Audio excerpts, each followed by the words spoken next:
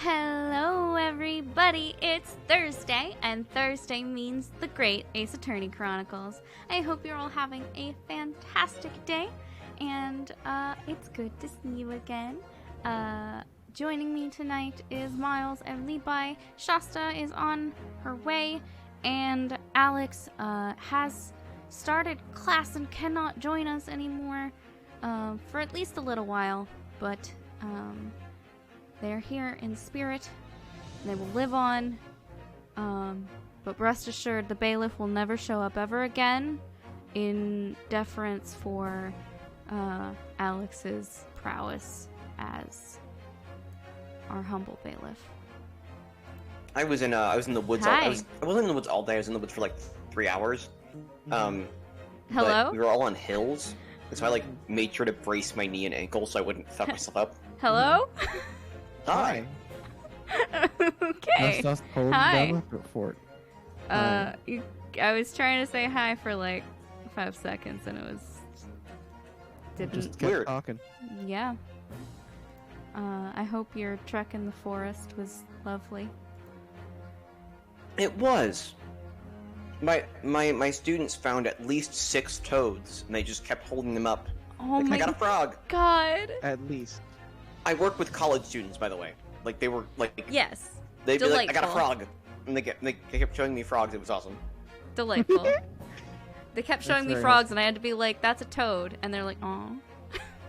Actually, they all knew they were better than I did. Oh, okay. I know absolutely nothing about animals. I think they were mostly toads. Probably. Frogs are really hard to catch. I know from experience. All the way from Mushroom Kingdom. Yeah. There were so many mushrooms. We kept getting so distracted. Were you not out there for mushrooms? No, we were out there to count trees, to sort of do data analysis on deer, herbivories, preference, like what trees deer like to eat. But there just happened to also be lots of mushrooms. I see. This for the class I run, not the class that I'm in. Oh, okay. That makes sense. Yeah. I'm a TA, so. That makes sense. Hello, stream. Yes. Hello. I was just trying to give Shasta slightly more time to join us, but Oh yeah, fair I enough. don't know how. This is our first Alex this week. Yes. Unfortunately. Rip. Okay. Rip. Alex is dead. Forever. I keep talking about mushrooms. I just keep talking about mushrooms.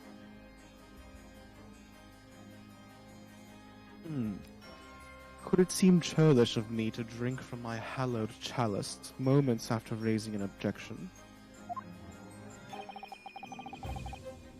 Only to crush it in disgust. Pray forgive the discourtesy. Oh, hello, Frezzo. Thank you for hosting. Sorry that the notification didn't pop up in chat. I think I still have them turned off from when I was getting lots of follower notifications, and I'm gonna just, I think, keep them off until that gets taken care of. But thank you for hosting. It's good to see you.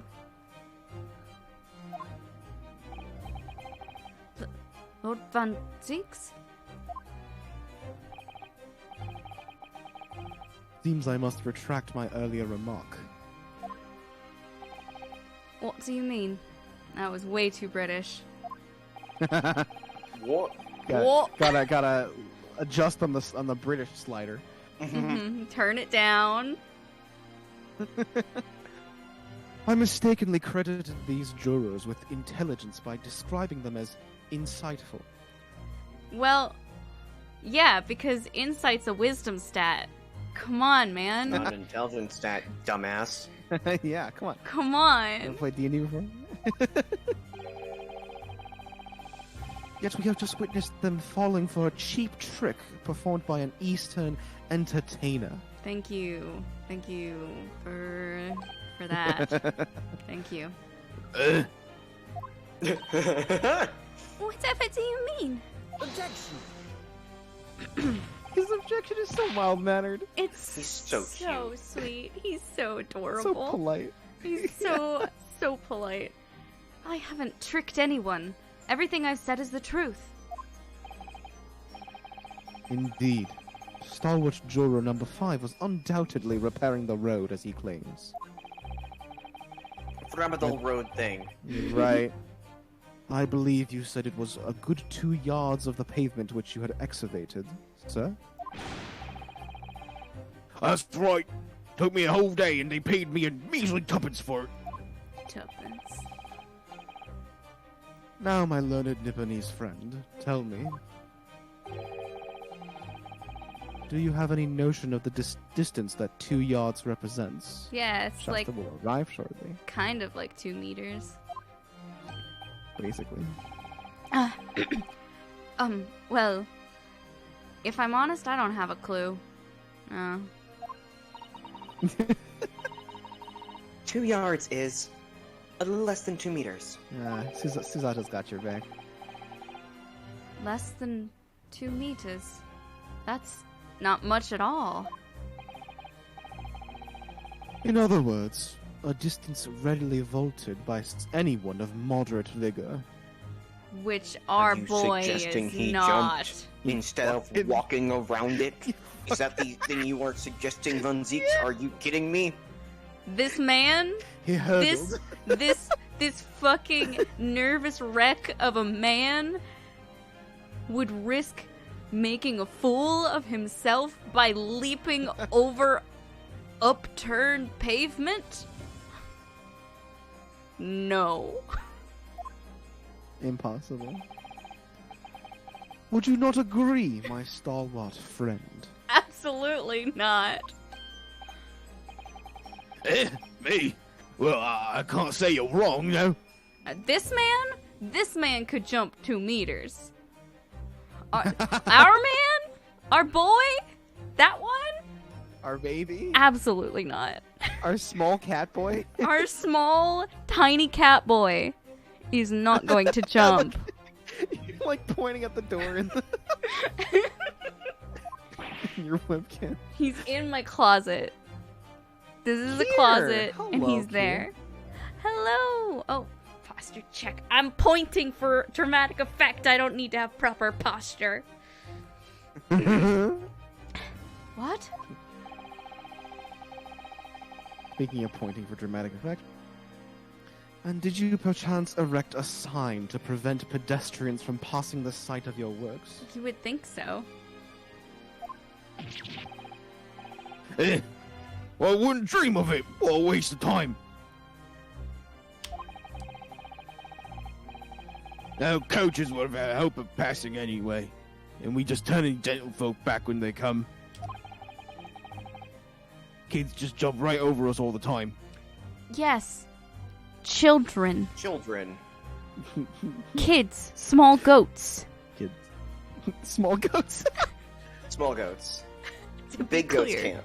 Big goats, no. Small goats, yes.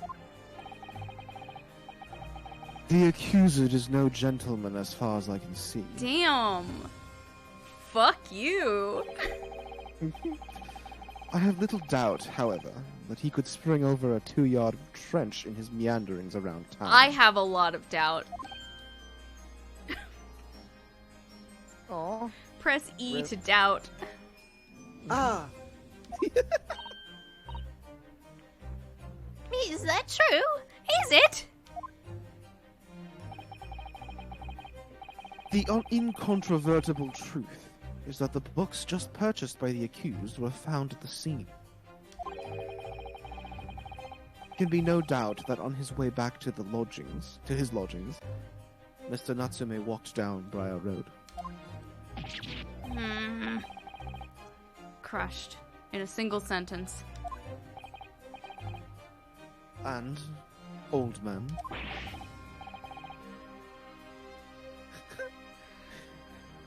Old man, you can talk. He hasn't heard a single word he said this whole time! you say that at Oh my around 5 God. o'clock on the day in question, you slipped and fell on Calabash Road.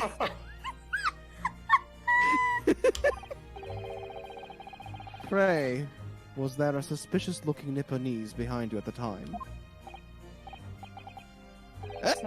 Can't say I remember. Hit his head real hard. You don't remember. How about a wager, my learned friend? You say it was this old man that the accused saw.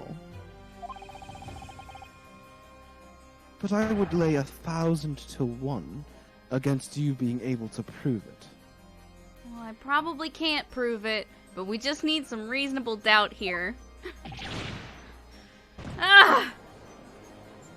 Arg. Arg. Order, Lord Von Zeeks, explain yourself. I'll take over for Shasta until she gets here. Okay. My lord.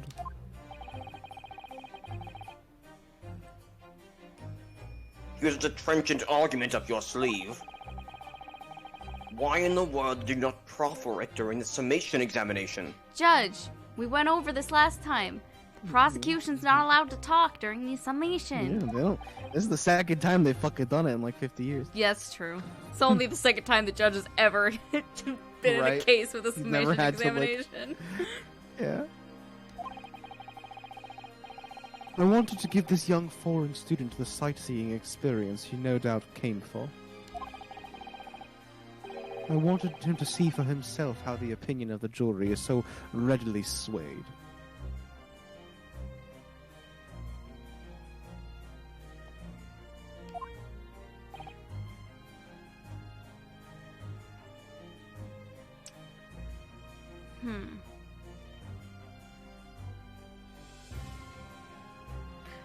I feel like part of Von Zeek's leaving in the first place had to do with the jury system. That's a good theory. Just like kind of like Wait, but... Okay, what? it just like I don't know. It kind of just like the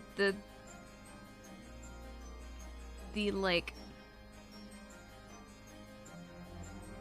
I don't know, just vibes. His personal contempt? Yeah. Like how angry he seems about all of it? Yeah. He just seems so How much frustrated. disdain he has and for it. Yeah. and just pure vitriol for the jury. Like these damn commoners can't be trusted. Or just like people just like Yeah. the people plucked off the street are so easily swayed.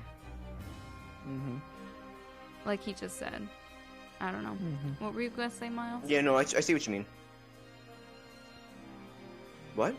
You were gonna say something and then I kept talking.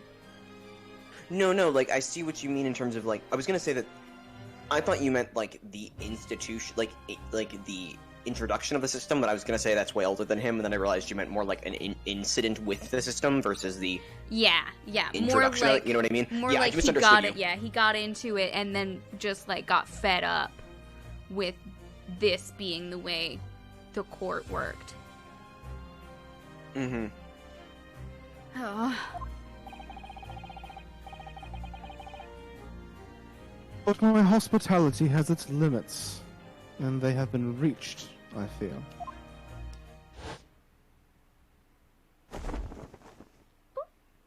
Aw, yeah, cape's coming off, bitches.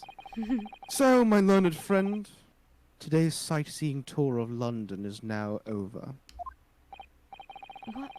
What are you talking about? My lord! The prosecution requests permission to call its next witnesses to the stand. Granted. Bailiff, bring forth the witnesses. It's next witnesses. Mr. Naruhodo, do you not remember? You've been told on several occasions that there were eyewitnesses to the incident, This feels like one such as eating chips. Yes, she's eating chips and also being like, God damn it, Rinosuke, Come on, please. Ryunosuke, do you not remember? several occasions there were eyewitnesses to the event. Yes, I remember. One of them being a Scotland Yard policeman, no less. I'm afraid that's likely to be the prosecution's next witness. Alright. No matter who Van Zieks brings to the stand as his witnesses, and no matter what they say, I believe in Saseki-san. I know he's innocent.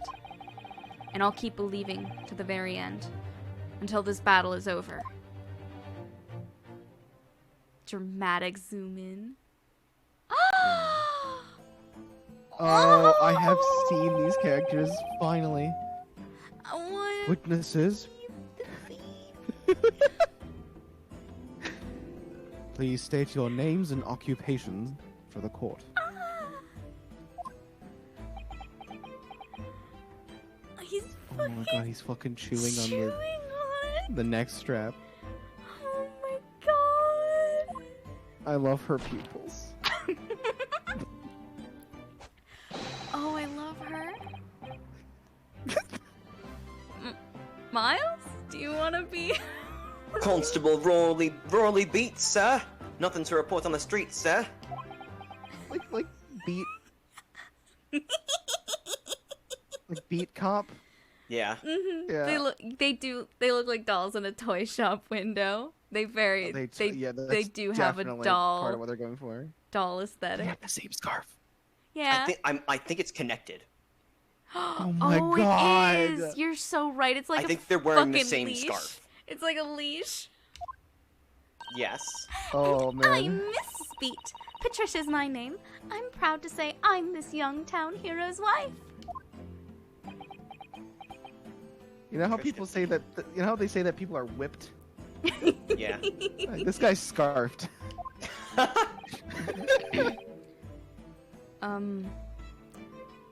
What's the story here? Yeah, this is the vibe that I'm getting. Well, in truth, we've not been married long. In fact, we celebrated our first anniversary only the other day. His laptop crashed. Rip. Rolly, please. No. It was your husband I was asking about? He seems tired. Fucking chewing animation. Hardly surprising.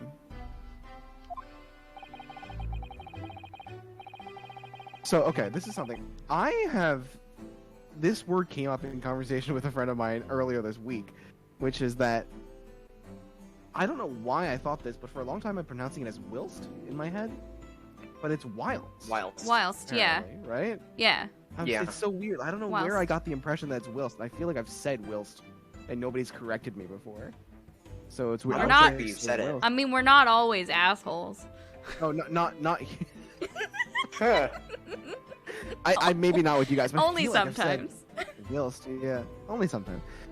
Whilst being an honorable occupation, patrolling the beat is the most demanding work in the world. Hello. Shasta. Shasta. She's me. I... Oh, At last. really? I'm sure I've heard that before, actually.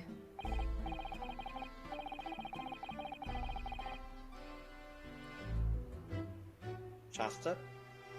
My screen's frozen at the moment. Give it a minute. Ah, okay. Sorry. We can real quick. We finished with the last, the summation examination, Mhm. and Van Zieks expressed more displeasure with like people, and how the jury is so easily swayed. And now Elizabeth trades me. we're on more witnesses. I don't think Zeeks is a bitch Don't who let hates people, necessarily.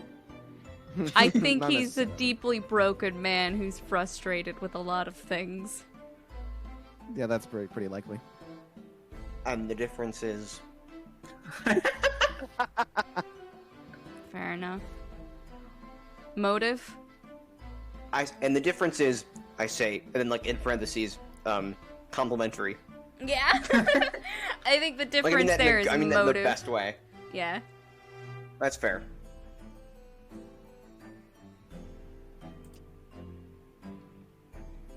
I'm just gonna restart Discord at this point.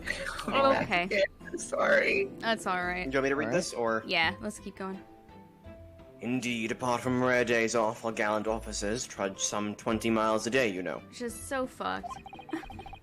It is funny that, like, they're like, this job is the hardest job in the world because they have to walk a lot. Like, They have it's so to funny to see walk that so logic much. with, like, such, like, they're just, like, the police is, like, being a policeman is the hardest job thing is, like, rhetoric that exists today. Mhm. But the fact that the rhetoric that in this, it's that they just have to walk a lot is maybe the funniest thing I've ever, is hysterically funny to me. Mm-hmm.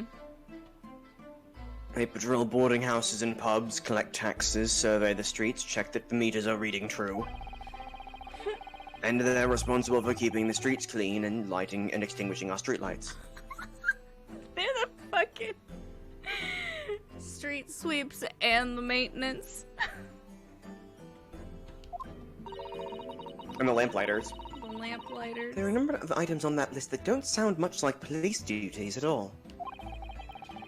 This seems very strange. I wouldn't just be falling asleep on my feet. I'd have collapsed long ago. Well, it goes without saying that a policeman's primary duty is the apprehension of criminals. Even when he's off duty, a constable is expected to investigate and resolve any crimes on his beat. That's fucked. It is. For the London Bobby's a man of honor. Bobby. Bobby. Bobby. He looks like a fucking... Out of like... context spoilers, Molly hears the word Bobby and goes into a rage. He really looks like a 14-year-old. Like he He looks like a looks fucking so baby. small. And He so really young. does. Oh man, that was it. You caught me off guard. I was like, what does that mean? I know what this means. And you're right. Yep. Unfortunately. Oh, no. Fuck that. And a man of slumber. On the day in question, this man and his wife were walking down Briar Road in the opposite direction. And they witnessed the incident as it occurred. Is this not correct, Mr. and Mrs. Beat? Listen, I don't think Rolly saw shit. That's Oh, right, what? sir. Isn't it, Rolly? They did the patrol thing again. Oh, motherfucker. Yeah, I mean not again actually, because the other one is the fan translation of Ace Attorney 2. There's one in Ace Attorney 6. Oh, they did. Oh my god, they did it fucking 3 times. Yeah, this joke's been done 3 times. Yeah, they did do Ace Attorney 6, right? Constable Rolly Beat, sir. Nothing to report on the streets, sir. What a That great fucking witness he's music. going to be. Just outright saying it that this is gonna be bad. What a great witness. Very good. Hey! Yes. Nice. I'd like to hear your formal testimonies now, please. You will tell the court exactly what you saw on the afternoon of the incident. Yes, sir. Take your strap out of your mouth, boy. Yeah. Yeah, Miles, you need to be chewing on something while you voice this through your Yes, lines. sir. Oh my lord. I really like her. She's adorable. Fix your helmet.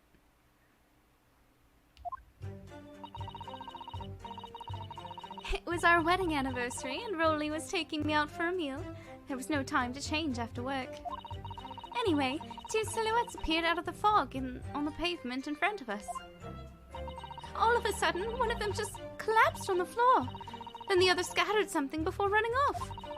We ran straight over, of course, and then went for help at a nearby police box. It was definitely that Japanese man up in the dock. Rolly and I both saw him clear as day.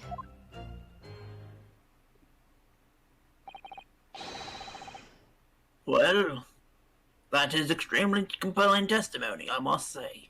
Really isn't. Can he talk at all? Nope. Nope. Oh dear. This policeman and his wife are claiming to have positively identified Mr. Natsume at the scene. If their testimony is true, They super didn't see anyone. the alternative course of events that you established in the Summation Examination will be quashed. It's death knell, in fact. What? Because that alternative... Ah, I see. Because that alternative was never viable in the first place. What an unfortunate be-chancing. And on your wedding anniversary too.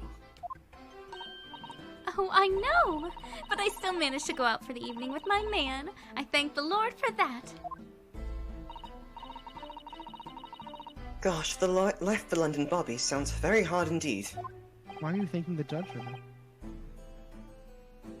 Indeed. However, this cross-examination will be over in minutes. You may well have time to rest this afternoon. What do you mean by that? My learned friend, the witnesses saw the face of the man fleeing the scene. I don't believe them.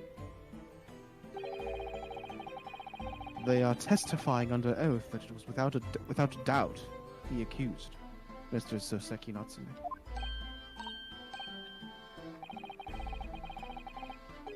And one of these witnesses is a policeman, no less.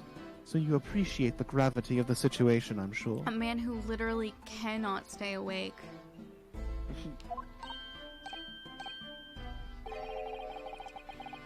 Except that the man's so tired his wife has to do all the talking.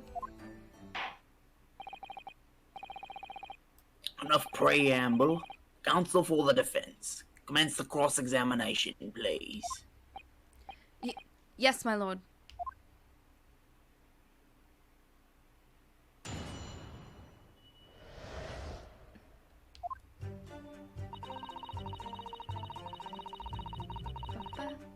Hold it! No time to change after work, you say? Are you also a member of the police, Mrs. Beat?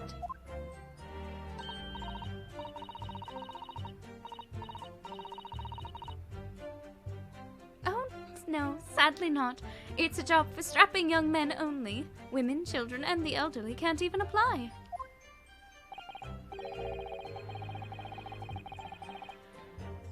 Well, I think you can probably see why children and the elderly can't do the job, can't you?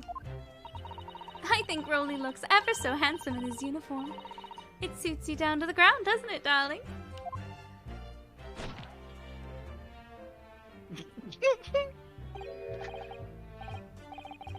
Huh? Ah, I just finished my beat. Pat and I were heading back to the station. I was actually planning on getting changed there. Is he talking in his sleep? This is creepy. Oh, no, Rolly. I much prefer you in uniform. Sometimes I don't recognize you when I see you in plain clothes. I was thinking of him just wearing like a banana costume all the time. That's his plain clothes. Lord? Oh dear, that doesn't seem healthy. Kindly adhere to the point.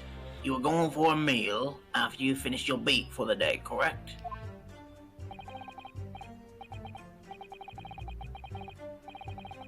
That's right, sir, yes. Though I was fit to drop, to be honest, after spending the whole day on my feet. But policing is my life, sir. As long as I'm the proud owner of this, I'll serve my city and my queen to the end.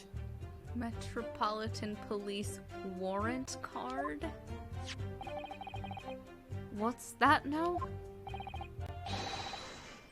My warrant card, sir. Proof I'm a London copper. It has the noble founding principle of the force written on it, as a reminder to all us policemen of our sworn duty. Patrol the streets of London town and uphold the peace of the common man.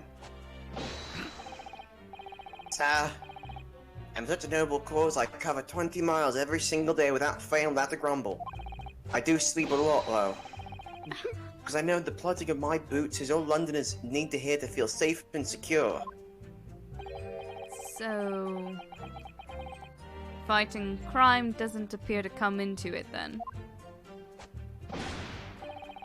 But sir, just on that one particular day, I was looking forward to celebrating my wedding anniversary. Miss Beat puts up with a lot being married to a bobby like me. I wanted to show my wife how much I care. My dear wife, how much I care. Oh. Oh, Pat. Oh, Rolly. Oh, what a charming couple. The young love, such a joy to behold. If a little over the top, perhaps. Does feel like a performance. Mm-hmm. And then, kindly describe what happened next.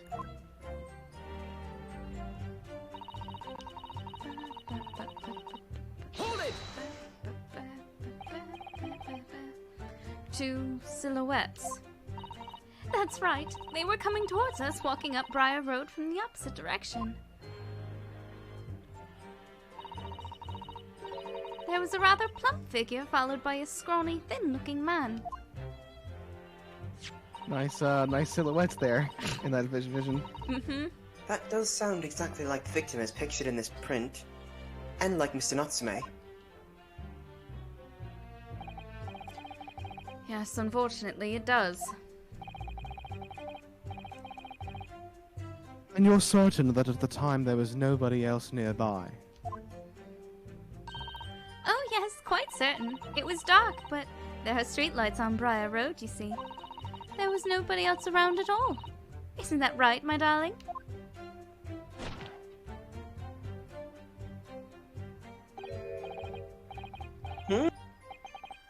Oh yeah, that's right.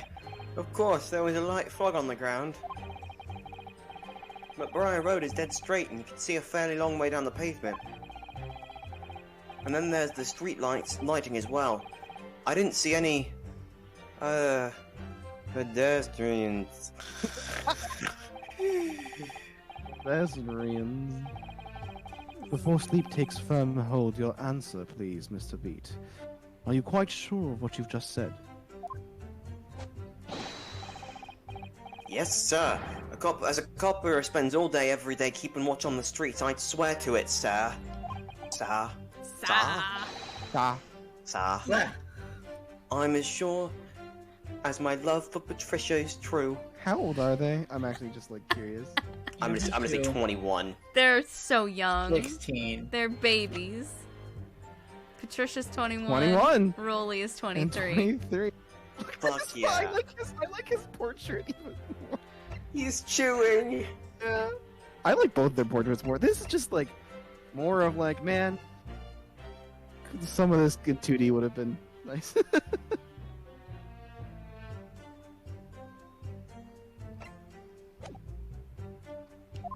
His wife of the wife of a year. I thought A he said year. wife of the year. I was like, what?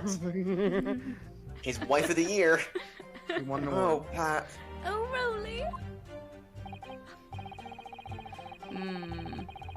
They're still maintaining there was no one else around other than the victim and the attacker. It's starting to seem like that must be how it really happened. It's beginning to seem like there's nowhere to run. Well, that didn't stop Mr. Natsume, did it? He fled the scene all too convincingly.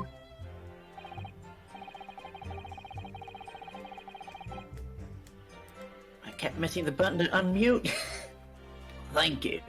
Believe we have reasonably clear idea of the situation just before the incident. Now, what happened in the crucial moments that followed?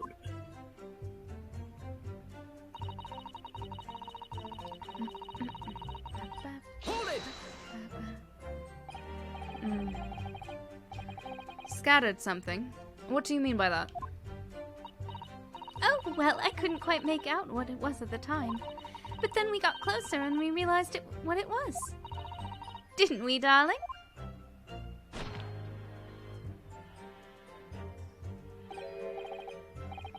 Huh? What? That's right. It was some old books. I see. Old books. Yes, sir. The culprit up a number of them, all around where the victim lay on the pavement. Indeed, as clearly pictured in this photographic print.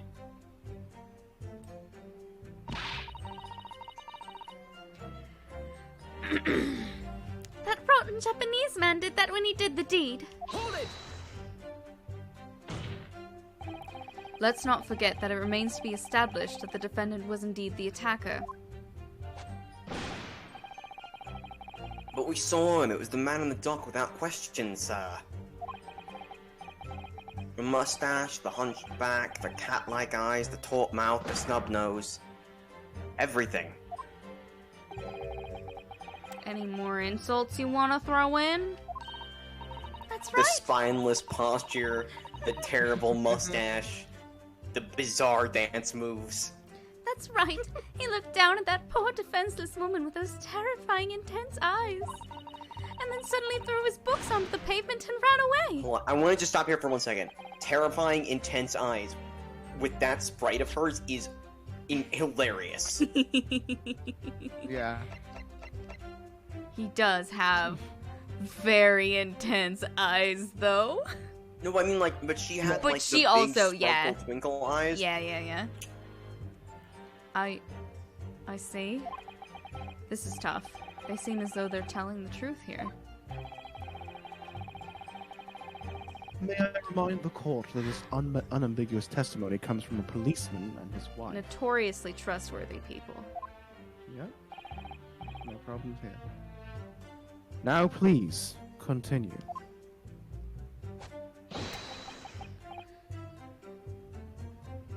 Yes, sir. Yes. Yes, sir. Hold it! He's having a weird day. Yeah. Was it your husband who went to fetch help?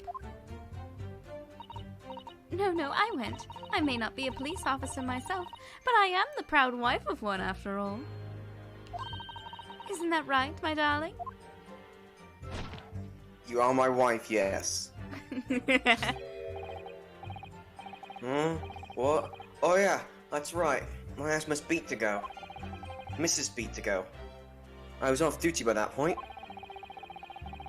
But our Bobby's never truly off duty, of course, so I felt obliged to stay and guard the scene. Yes. My brain didn't want to make those words. Sleeping. Very laudable, Mr. B. Preserving the scene of crime is a task of considerable importance. That's why I sent Patricia, you see. I told her where to find the right police box. Forgive my ignorance, but what do you mean exactly by the right police box? Depends on the crime's location, you see, as to who deals with it. Where the woman was stabbed wasn't actually on my beat. So I told Patricia to wait to the police box for the beat the incident fell under, so she should go and report it.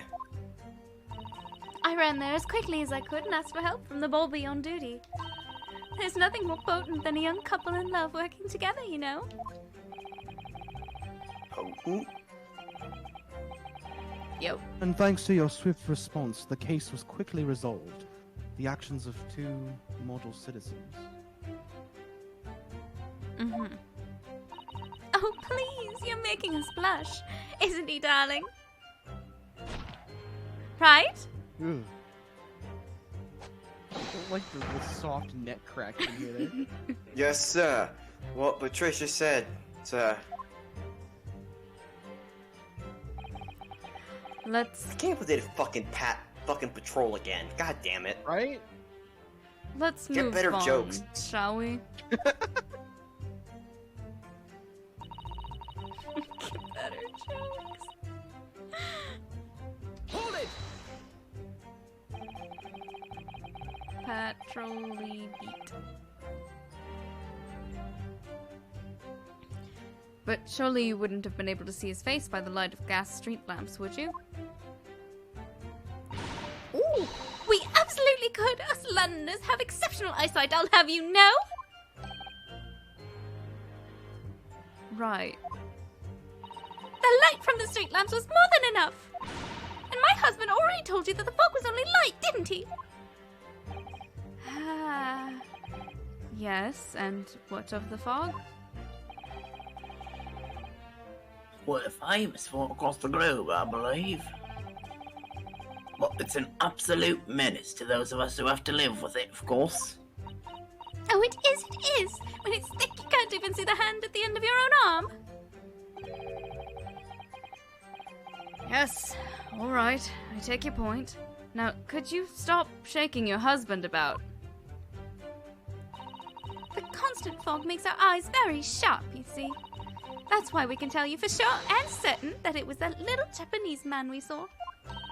Can't we, darling? Crunch. What? Oh, yeah. It was the accused, no mistake. The mustache, the hunched back, the cat-like eyes, the taut mouth, the snub nose. Unmistakable, sir. No. The snub nose. Snub nose. That sounds like a punk band from like The 1982. schnoz. Schnoz. As far as this couple's testimony is concerned, there can't be any question. It was Saseki-san they saw running away from the scene of the crime. So that's it, is it? That's their entire testimony? What do you think, Mr. Naruhodo? I think it's full of shit. Well, I hate to admit it, but on hearing the testimony, it really does seem as though Mr. and Mrs. Beat saw what they say they saw. Mr. Natsume running away from the scene on Briar Road that day. They didn't see him stab anyone. They saw him run away, which he does readily claim he did. Yes, I feel the same. So if that's true, where does it leave us? Members of the jury are sure to call for a guilty verdict after this testimony. Oh, no! Then what do we do? Kazuma-sama were here. What are you trying to say? I think he would try to find a contradiction somewhere else within their testimony. What do you mean somewhere else? Their statement about seeing Mr. Natsume is unequivocal. Calling that into question, it won't help. But if you could identify some other part of their testimony which appears to contradict the facts, you might be able to discredit them, to make the jury doubt if the pair's memory of the day is accurate. Oh, right.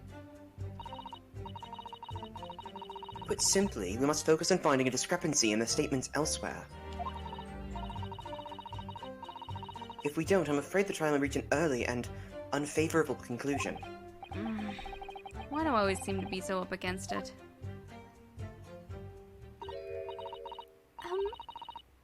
Mr. Lawyer, sir, can I ask you something? Oh, yes, of course. What is it? Well, you keep asking us all these questions about everything we've told you, so... It seems like you don't believe our testimony. Is that right? Is it? Well, out with it! This? What? No. Oh, no, it's not really not that at all. My husband's a policeman, remember? And I know what I saw. I remember every last detail, everything, like, oh, I know. What about the books the man dropped?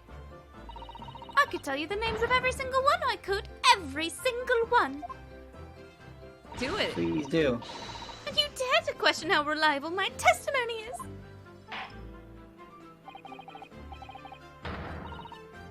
That will do, Miss. No, it won't do it all! That Japanese lawyer has no idea what I'm capable of! Murder! If I decide to forgive him for insulting us, don't think for a minute that Rolly will! I really didn't mean to cause offense. Please put your husband's fists down. That's the weapon. Please was But your husband? perhaps you would like the opportunity to supplement your testimony, Miss B. Might that appease you? Oh, thank you, my lord. That would settle things nicely. Wouldn't it, darling?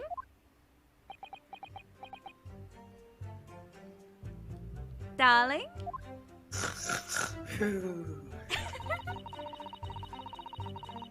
Ooh. Wish I could snore on command better. Bitch, there's only 3. Excusez-moi. Bitch, there's only 3. Nice catch. Fuck you. Fuck you. Get fucked. So, you're saying that there were 4 books? That's right, I remember all of them. The picture of Monsieur Somebody, What's Its Yearnings, A Meal for Someone, and The Thingummy's Something. Can you hold the actual book list again? Yeah. Yeah. Okay. So the last one So is... the last one's bullshit. The last one's bullshit. Or something. The picture of Monsieur Lecoq. A meal for Gabra. Canterbury Yearnings.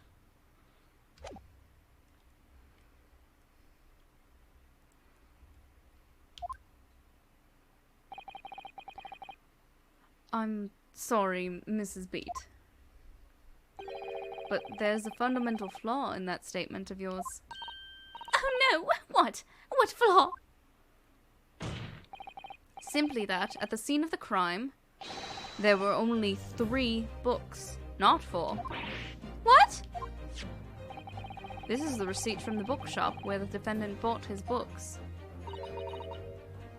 Your books? Yes, and it details Mr. Natsume's purchases that day. But as you can see, only 3 books are listed. Only 3? But no! No, there can't be! I can remember seeing them! There were 4 books, I tell you! 4 dirty old books! Oh, really? Have a good look at this photographic print of the scene of the crime. As you can clearly see from this evidence as well, there are only 3 books. But There's one on the other side of her. I just don't believe it.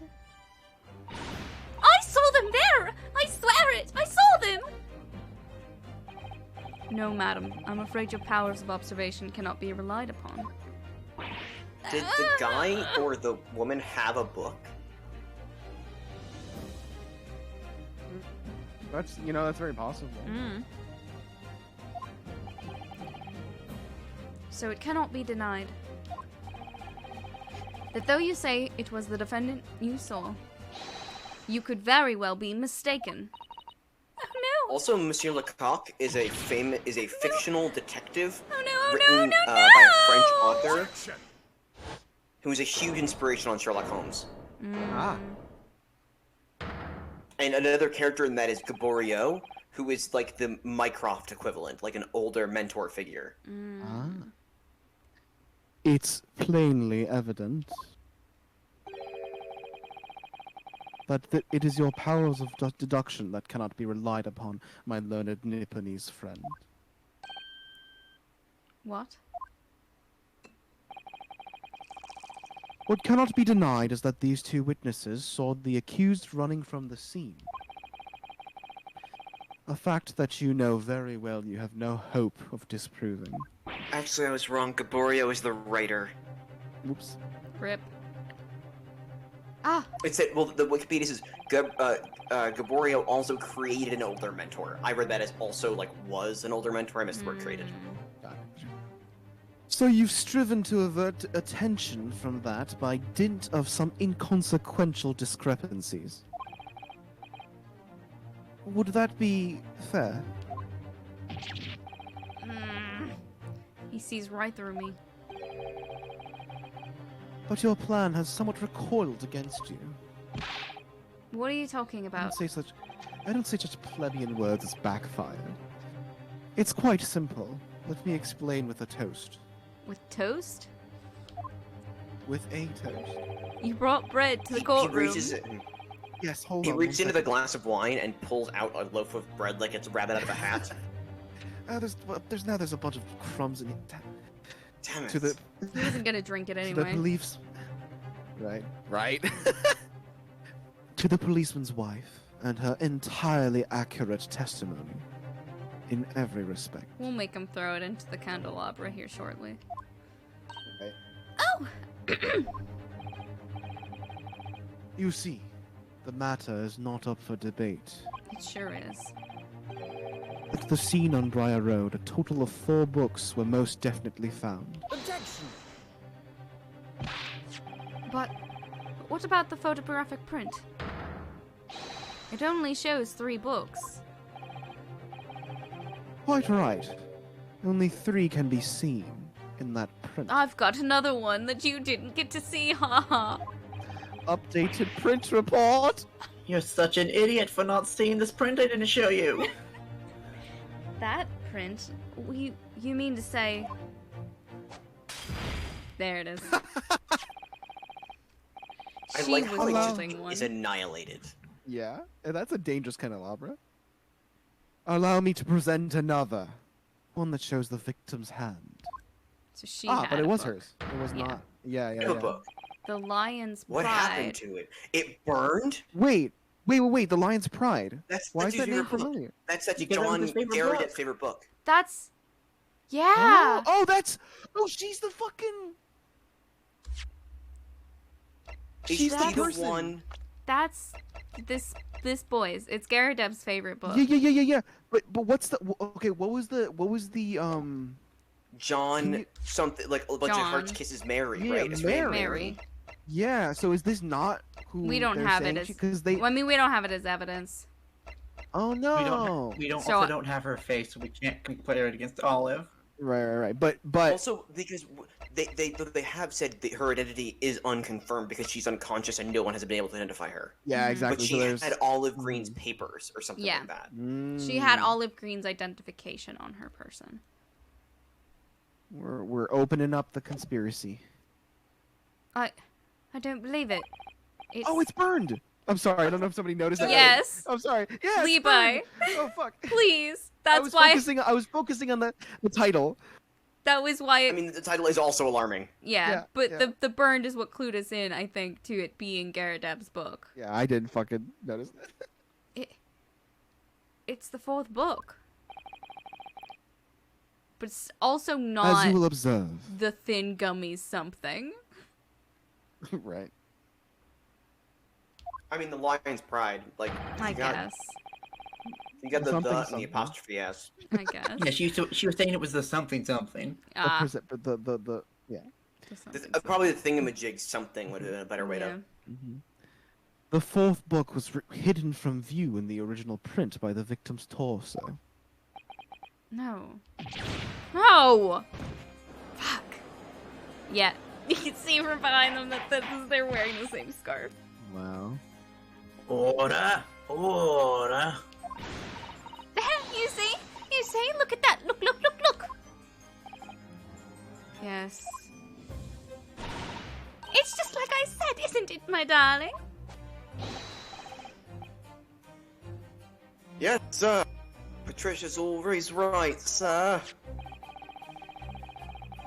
Let us study the receipt for the books purchased by the accused on the day in question. Mrs. Beat, the titles once again, if you please. Oh, yes, of course. The picture of Monsieur somebody or other. The picture of Monsieur Lecoq. What's its yearnings? Canterbury yearnings. A meal for someone? A meal for Gaborio, in fact. As the court has just heard, the witness remembers the book titles flawlessly, save for a few minor details. Yeah. The noted definition of flawlessly. Minor details. Minor details.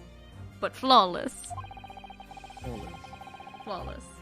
Mrs. Beat's powers of recollection can only be described as exceptional. Just incredibly accurate. Oh, he's laying it on thick. Oh, yeah? Did you hear that, Rolly? The gentleman paid me a compliment. Yes, sir. Flawlessly, sir. Patricia is flawless. Aww, that's cute. but there are only 3 books on the receipt, and Mrs. Beat mentioned 4.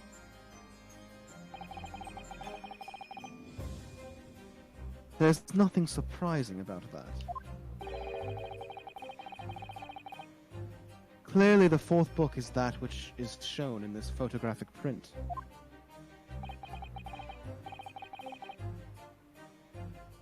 I'm sorry, Counsel, but does that not seem odd? Why should the 4th book be omitted from the receipt?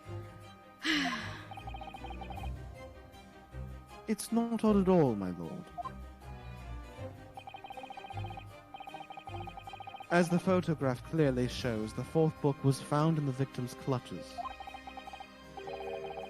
In other words, it belongs to the victim. Super doesn't. Look at her little stubby hands. Little thumb. Oh, she's cute. She's adorable. The victim was holding her own book? I wonder, what became of that 4th book? Obviously, it wasn't overlooked by the investigating officers at Scotland Yard. I have it here. Look at that book, As though. evidence, Look at except, that book, yeah. though. mhm. Sir? Sir? Sir. You will submit the aforementioned photographic print to the court, please, Counsel. Absolutely. My pleasure, my lord. The second crime scene photograph has been entered into the court record. The 4th book has been entered into the court record.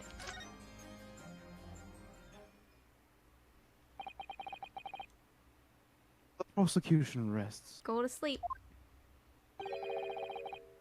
Zzz. I have nothing further to add. What? You seem surprised, my learned friend. But your resistance until now has been in vain. Entertaining, yes, but futile. The spurious longer route to the accused lodgings that you tried to establish in your summation examination, and the attempted discrediting of the witness's powers of recollection in your cross-examination. Futile? I walked right into this, didn't I? You see, everything we've said is true. Isn't that right, my darling? Yes, Pat. Marry me, Pat. Hey, silly, we've done that already. It's been over Or a have year. they? Interesting. I think he's So- It'd just be quite a happy. scandal. So perhaps the ladies and gentlemen of the jury would like to reconsider their positions. I'd like you to He shut. tried to get married, but it wasn't actually legal because he fell asleep on IDO. I'd like you to shut the fuck up.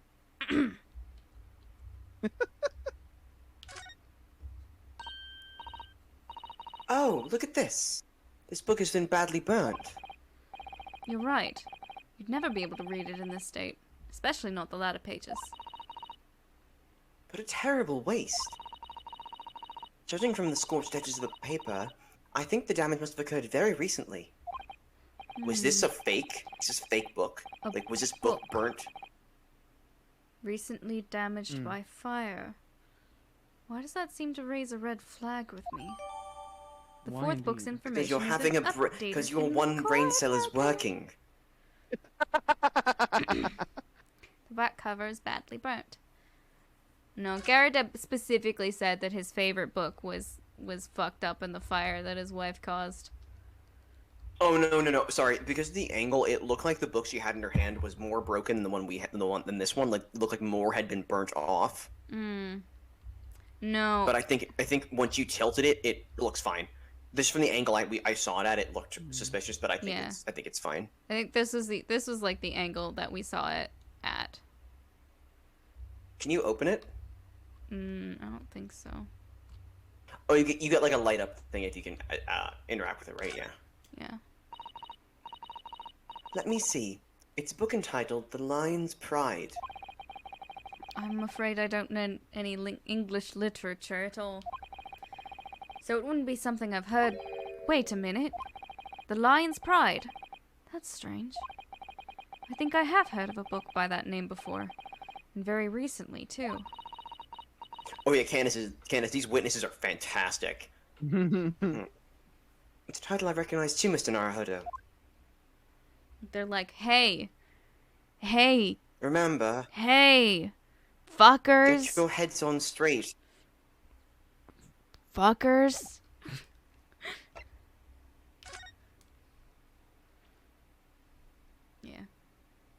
Yeah, okay. Just the angle was weird. You can zoom? Her little thumb. Her little thumb.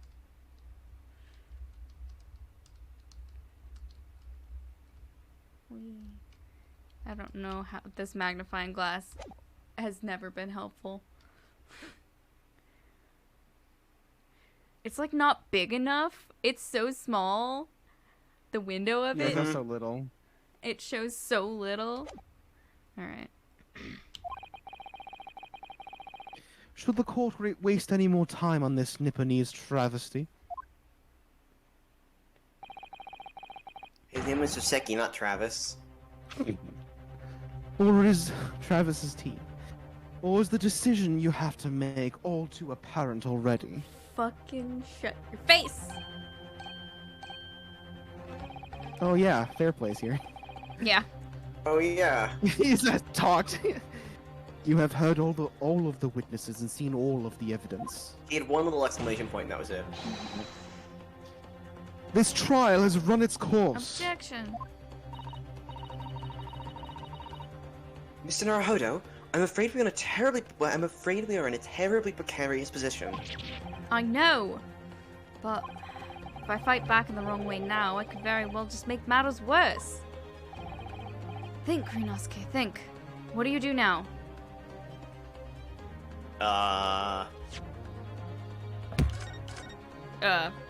Punch the microphone.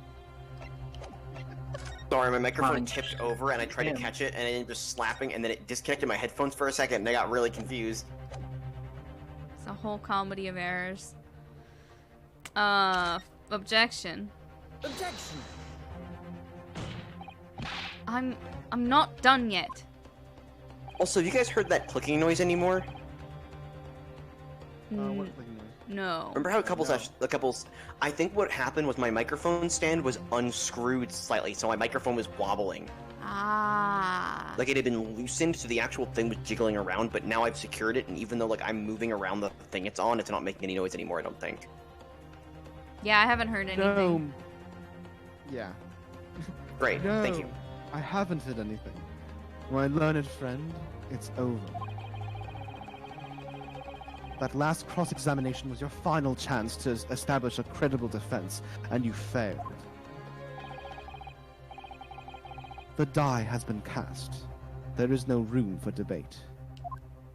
Can always change the die. Well, it might be over as far as you're concerned, but... I can't think of what to say.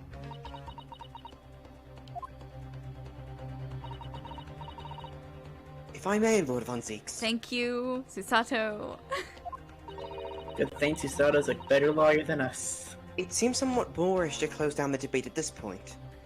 Boorish. You have all words to choose. Your insignificant little Eastern Isle must be a lawless hole indeed. Jesus. Sorry, hearing this man say hole is very funny. Yeah. Just like the way he phrases, it's just Hole. God, this guy is so far up his own ass. For us on hold. If The phrase lawless hole. If is you said just lawless hole in a different context, that would be something else. Let's move on. something else. Yeah. Let's move on. For lowly judicial assistants to have the audacity to intervene at a moment like this. To have the audacity. Oh, The audio editing software. Which can't be trusted any longer. I am, to my shame, still a very inexperienced lawyer.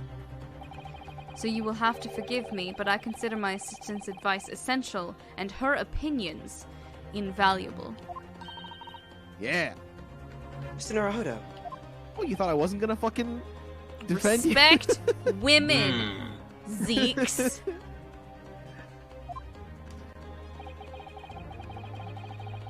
One of this land's greatest guiding principle is tolerance. So, court will hear you, madam. Sure. Go ahead, Mr. Sato. Please.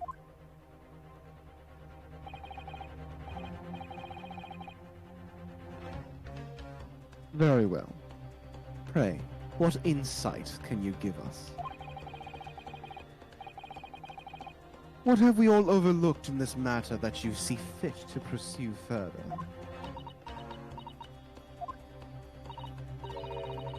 Well, the court has been presented with new evidence, but only after the last cross-examination finished.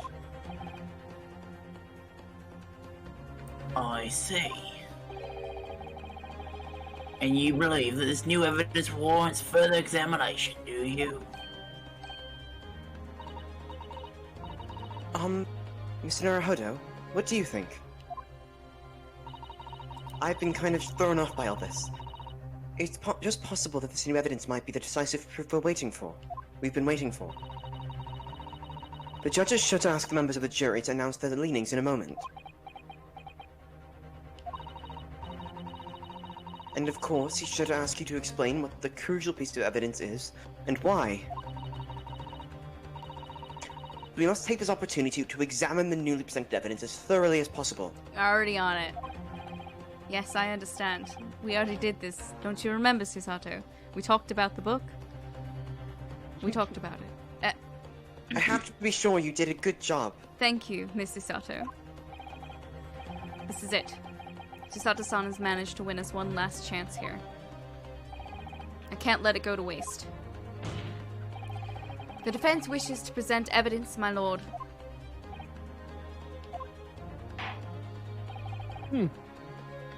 Very well. The defense may present one further piece of evidence. Defense.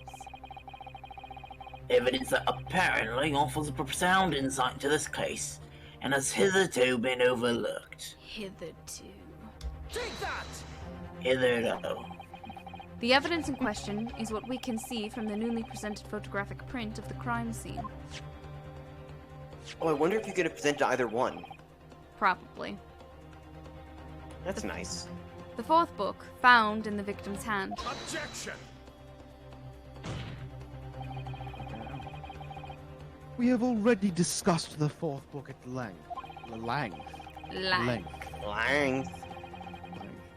Other than it being in the victim's grasp at the time of the incident, no significance has been attached to it. Which is bizarre because this book has been fucking burned. Pursuing the matter further would be a flagrant waste of the court's time, as you well know.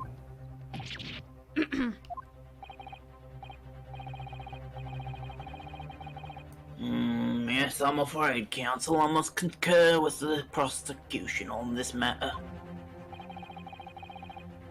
When I afforded you this opportunity, you led the court to believe that the evidence in question contained a hitherto undiscovered clue. It does. So I must insist that you elaborate, counsel. You identify this clue at once. I got you. Do I make myself clear? Oh, yes, my lord. It's, Mr. Naruhodo, I believe the prosecution is trying to avoid a thorough examination of the evidence. Which means you may very well be on the right track. Yes, I think you might be right. So, Counsel, precisely where is the vital clue to this case, which this fourth book conceals? I love that you can't see from the angle that they have the, like, evidence cube that the back of the book is burned. That's how the judge looks at it exclusively. Right, the only way he sees this book. He only sees in 2D. You have to elaborate 3D for him. Just like Sherlock. True. True. Actually, that's the great British weakness. They can only see in 2D!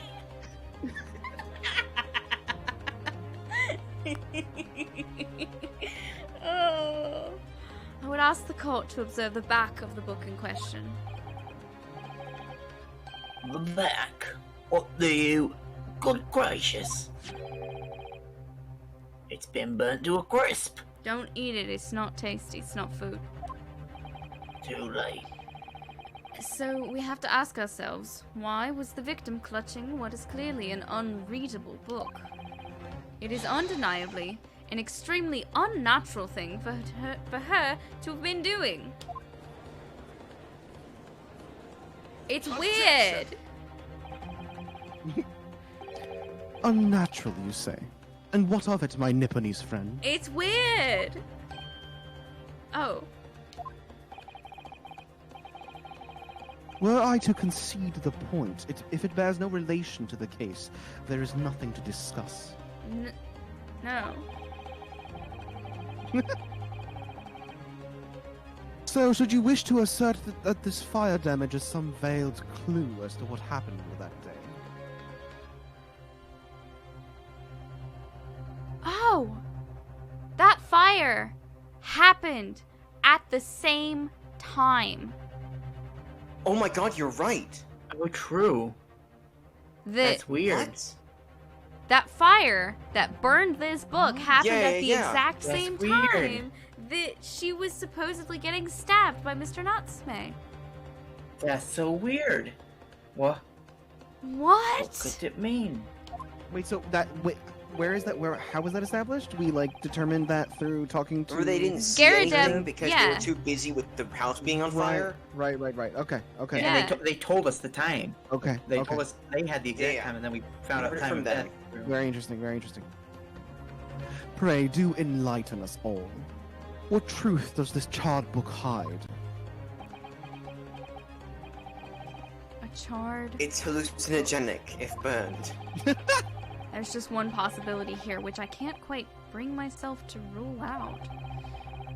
It's an outside chance, certainly, but worth a try. Alright. I'll explain my theory. Don't keep us waiting any longer then, Counsel. Explain this theory of yours. We're gonna have two Mollies on the stand, and then a Molly asking them questions. What are you suggesting that you can ascertain from the fire damage to the sorry tome? My lord, the burn on the back of this book reveals a startling truth. About the book's owner. I beg your pardon? But we already know who the book belongs to. The victim was gripping it in her hand as she fell to the floor after all. It's obviously hers! The question of how this book came into the victim's hand is yet to be answered. However, as to the questions of who the book really belongs to and where it originated, the defense has very credible answers. Good gracious, how could you possibly? And that's Very why well. Joan's on the jury. Mm-hmm. I'll play along with this futile attempt to delay your inevitable demise. Oh, Boy, howdy. It starts But to foaming at the mouth. remember- right? Somebody The poisoned members of the wine. jury may well burn you if your little gamble goes awry. I used to Henri. think that was pronounced Ari. Yeah. When I was a little kid. Yeah. Counsel, the defense's response here is very likely to influence the final outcome of this trial. So tell the court, who do you claim is the owner of this burnt book?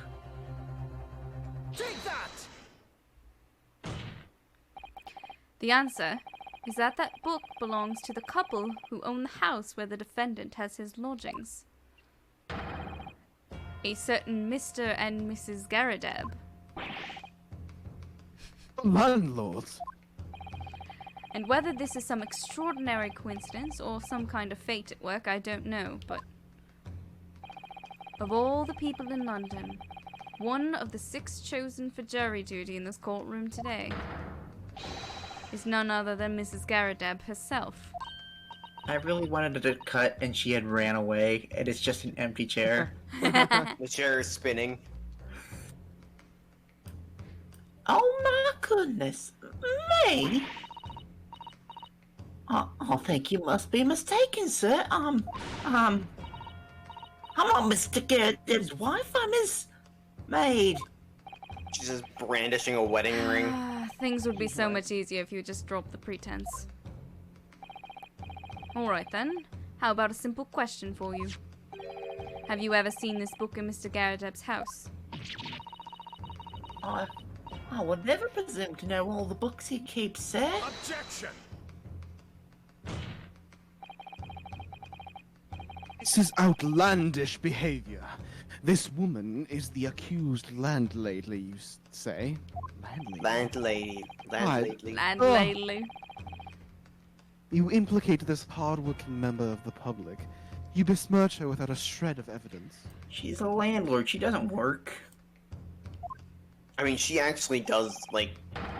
Yeah, she does, unfortunately. Well, I'm not a great job, apparently. Your actions are unforgivable. All these landlords know is pour hot tea and lie. What? It's true. This is not mere conjecture. The defense happens to know that on the day in question, at almost exactly the same time as the victim was stabbed on the pavement below, another incident was taking place in the room on the top floor of Mr. and Mrs. Garadeb's house. Good lord! What sort of incident, counsel? A fire, my lord.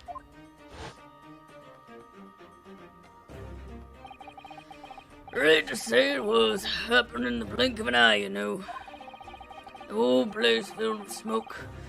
Couldn't see a bully thing. Didn't take long for the fire to spread, of course. The bully furniture started going up as well. Worst of it, I lost my favorite book, called The Lion's Pride. Ooh! Lion's pride. He's angry. Yeah, I love that Angie. No, talk me, I'm angry. No, talk me, I'm angry. Yeah. The very same title that's the subject of this debate. What a coinkydink. Oh dear me. Objection! This is risible. Okay, that's a new one. All you've told the court is that a book by the same name was involved in a fire. Risible.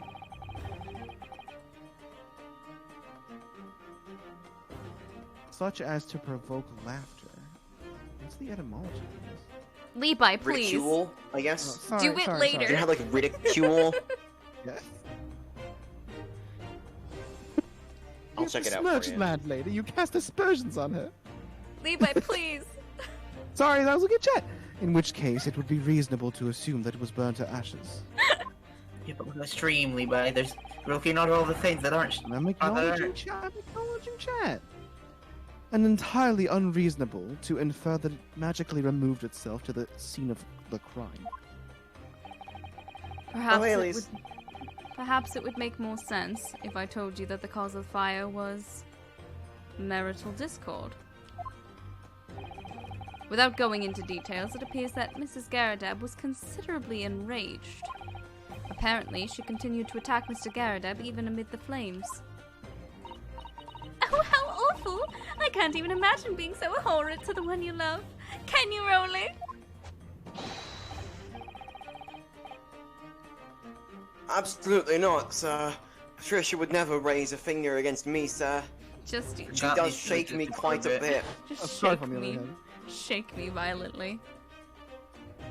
She shakes me quite a bit, and also this scarf is quite a lot. They're all my favorite old novels in that case. But as soon as the fire got a hold of them, that was it. Whoosh. Up in smoke. And the wife started hurling things at me. There was I, backed up against the window under... Did she throw it out the window? She throw the book and a knife out the window? Fuck.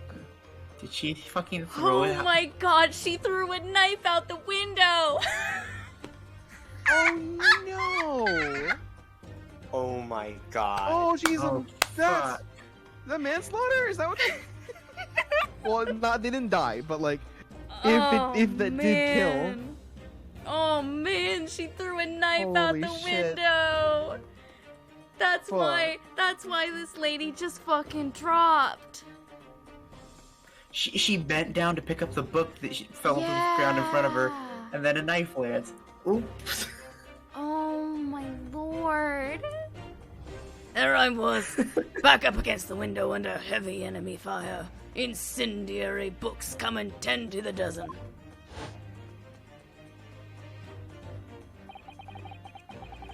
The man had his back up against the window, and he had burning books thrown at him. Goodness gracious, are you suggesting that the book was thrown through a window and landed coincidentally at the scene of the crime? Objection! No. A thorough investigation of the surrounding area was conducted the very evening of the incident. And there is no report of the Garadeb's window pane being broken. That's quite true. We also saw no sign of broken glass when we visited the Garadeb household. But is it not conceivable that the windows were open at the time? Not even remotely. Let us not forget the season and the chilling weather that accompanies it. It was... Their house was on fire? No Londoner would ever leave a window open in the middle of winter. Ah!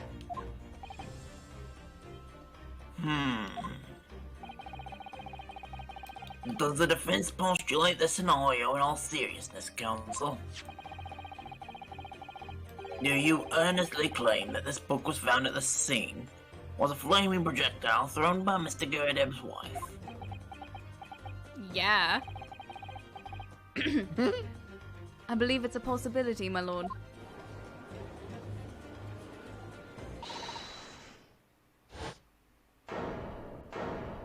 That's quite enough. I think it's her, yeah. Yeah. That's quite enough. Well, I hope that everyone can see what you are now, you little foreign trickster. Oh boy. Call yourself a lawyer, but you're just a coward. A mean coward. You hurled flaming books at your husband, ma'am. Really? Claiming that our little tiff set the whole neighborhood alight. Honestly. That's not what it... No. Implying that I'm merely posing as a maid for appearance's sake. How could you? You are. It's nothing to do with this beastly case, or any of it. All you've done is soil your family's name. I've done nothing. No, I assure you that was never my intention. Dragging an upstanding citizen's name through the mud simply to divert your attention from your failing defense. Uh-huh. Oh! I shall box your ears, that's what I should do. It's utterly unforgivable. She, like, swatted the man next to her. Too right. Here we go. How long have we sat here now listening to this Nipponese spouting out his fancy foreign theories? But, think about it. But At the end of the day, the only person who could possibly have stabbed the victim is that little hunchback with the mustache. And he ran away from the scene, too. I do declare you're right.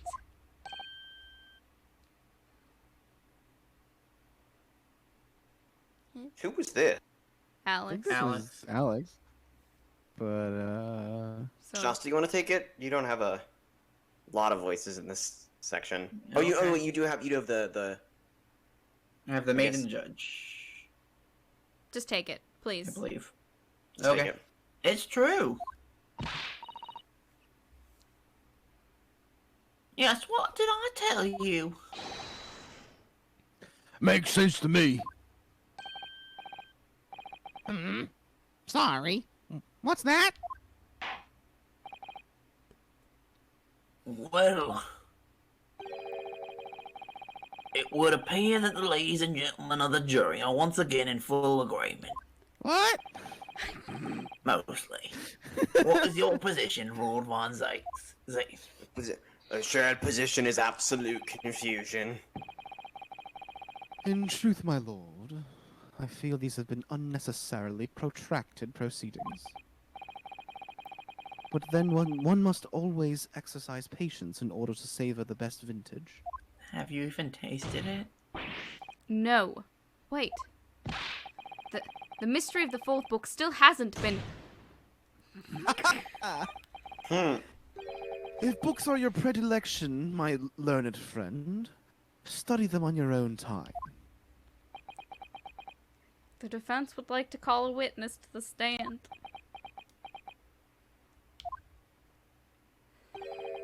What? No, forgive the discourtesy this time? I'm no longer asking for forgiveness. In that case, ladies and gentlemen of the jury, you will now state your individual decisions regarding the defense's culpability for the court to hear. Guilty! Guilty. Guilty. Guilty. Guilty. Huh. What? Oh, that's right, he's supposed to be Irish then.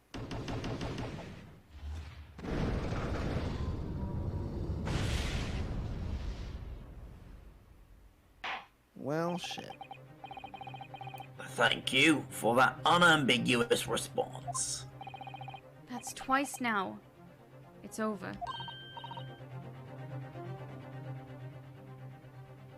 Susato, probably? Or Saseki. Go see Both your of which are boyfriend. you. Mr. Naruhodo. Mr. Naruhodo, don't give up. What? Miss Susato? Yeah. That's me. Have you forgotten? The battle isn't over yet. You're not suggesting... Of course. The defense has the right to another summation examination at this point. Oh, fuck yeah, we just keep Take doing it. 2. Cool. You could still convince the jurors to change their mind. You have one more chance. She does this as she flips off Zeke with both hands. My lord, the defense asks to exercise its right to a summation examination. As we pace, she just sits there flipping him off the entire time. Yeah, I really want a sprite edit of that. No, I heard you. I was flipping Because the she's camera 3D, you probably could. Right, She's 3D, I bet someone's imported her model Right. somewhere. totally. You believe you still have tricks up your sleeve? off. No, silly rabbit tricks are for kids. Got him. We're all adults. I don't intend to trick anybody. I intend to uncover the truth. This is no time to be downcast. As long as there's a chance, I have to stay strong and determined.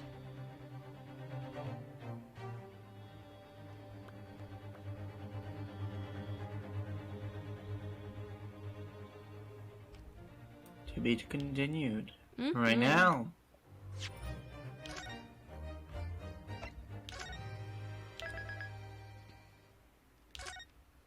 Alright. Fuck you. I get to see our leggies. Look at our leggies. Not Susatos, though. You They're get to so see a long. little bit of her Consider the leggies. I have considered the defense. Which I. Alright, hold on. I'm gonna clap for have the to sync. We're gonna sync. Now go. I have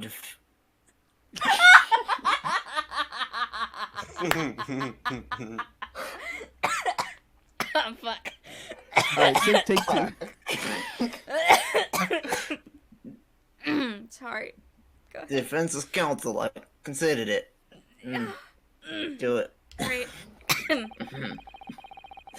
And I have determined that the court must uphold the defense's judicial warrant to this procedure. Great, thanks. Oh, man. So, counsel, you will now proceed with your second summation.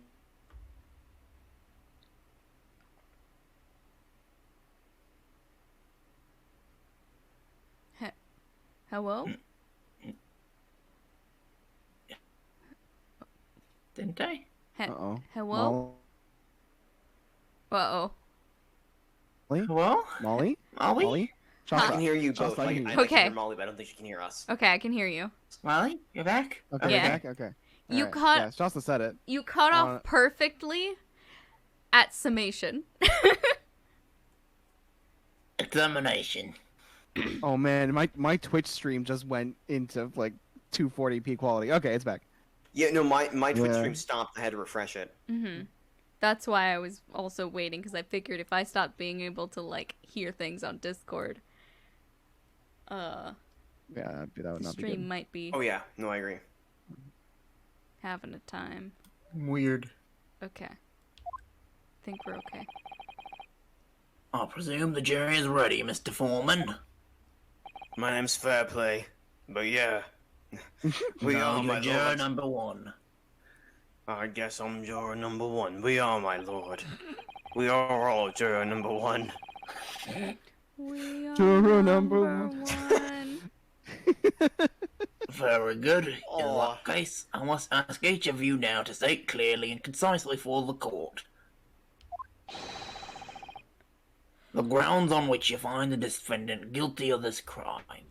Show me them coffee grounds. Oh, You know, that was not what I was gonna. I was trying to figure out where the fuck you were going with that.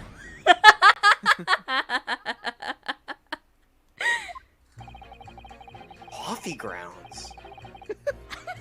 Okay, I have no idea what's going on.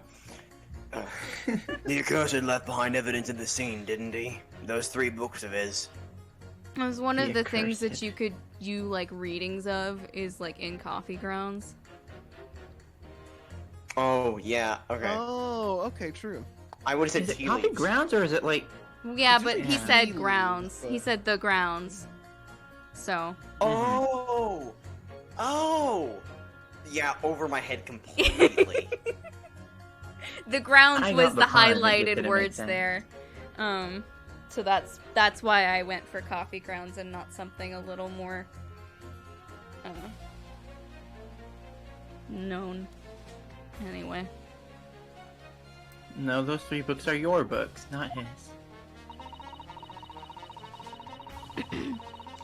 If there's some novel alternative explanation about how the victim was stabbed, I might reconsider. Oh boy, do I have a novel explanation for you. Even if the woman was throwing books, it can't be related to the crime if the window is closed, can it? God, his smile is so unsettling. It's awful. I hate him. Okay, I don't hate him. He seems like a decent boy, but stop smiling at me. Daring me! It was only a little book. Hardly life-threatening, even with a direct hit. It was on fire, so 1d6 fire damage. I just want to get this over with. If I don't bring home some pay tonight, I'll be in a tiny bit of trouble. Come to think of it, we had a fire at home a while ago. It gave me the sneezes. Sneezes. 2 out of 6 people have no reason to call this man guilty. Makes things easier, I guess. Yes, considerably more tangible arguments from all members of the jury this time around, it seems. No. Exceptionally less tangible. Did we have any sort of evidence the first time around? I don't even remember. They're both bad. With one notable exception, of course. 2. Like, the first time everyone sucked, I think. My learned student friend was unable to find fault in the previous witness testimony. Also, did Olive pick up the book because it had been thrown out the window and then got stabbed? That's, I think, the thought. Yeah. Yeah, right. The book got thrown, she picked it up, and then got stabbed. Yeah, The- she and was then like a bending knife- down to pick it up, And then the a knife got found thrown into out the her bag. window. That is genuinely so funny. It's hilarious. It's so stupid, and it's so fitting for this game. Absolutely. Getting back to Getting back to the Elite roots. Donim flying. Yes. I would be Right. very happy if the maid was the quote-unquote murderer. So the court must accept the fact that it was indeed the accused seen fleeing from the scene. Yes. That's so many E sounds. Yes. Indeed seen fleeing scene. Yes. Indeed, Eee. indeed, the accused. And moreover, Okay. and moreover, Again? no one else was even at the scene to commit the crime. I was so convinced you were going to say cream. Cream! No one else was even at the scene to commit the cream. The creamy. This is the new woo. Well, if the eyewitnesses are correct, it would seem as if the conclusion is somewhat set in stone. I fail to see how it can be argued any other way. That means, I'm afraid, that during the Summation Examination, it's essential that you establish some other tangible explanation for the facts. Absolutely. Give us your Ah. alternative facts. What would even constitute a tangible explanation here? Isn't it obvious? There is none. One I can get my grubby hands all over and just sort of touch. Who stabbed the woman and how? These 2 details are all you need to provide. Joan with a knife thrown out the window. Simply give us a name and a method by which the attack was conducted. I got it in Oh one. boy. Before you even asked. Yeah. And there I was thinking this might be hard. Mr. Naruhodo, you have to do it. Otherwise, this really will be where the trial ends. Sorry, Joan. No pressure then. That's quite enough preamble. Proceed with the summation examination, please. Will we get a Preamble. new juror if we summon her as the murderer? I think we'll get a verdict without the jury again. Or no, we did turn the jury did unanimously, I think, vote not guilty. But he can make a judgment without the jury. Mm-hmm. I presume you are prepared, counsel? Oh, yes, my lord. All right, Rinosuke. Focus your mind now. Take Almost left. 2 steps. Clearly, the key to the summation examination is going to be juror number 4, the maid. Or should I say, Mrs. Garadeb? Joan. We have a book that disappeared from the Garadeb's house on the evening of the incident. And the fourth book found in the victim's hand. There must be a way to link the two. Yes, that's what we have to find. Using every technique I've learned in my short career so far. Whatever it takes. Don't forget to keep an eye on Mrs. Garadeb and how she reacts. Even to the things other people say. That's a clue. Ooh. I'm so cute. Look at him.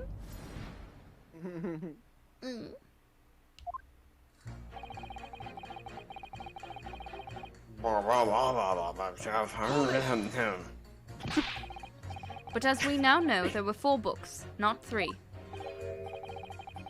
Well, what difference does it make?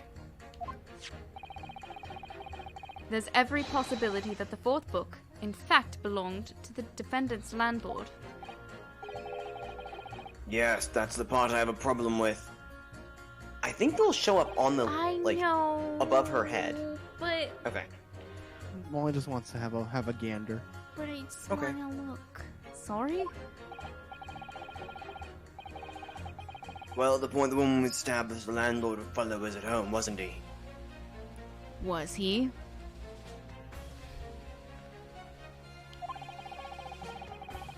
Enjoying a fiery scrap with his wife or something, you said. Yeah. That's not exactly how I put it. No.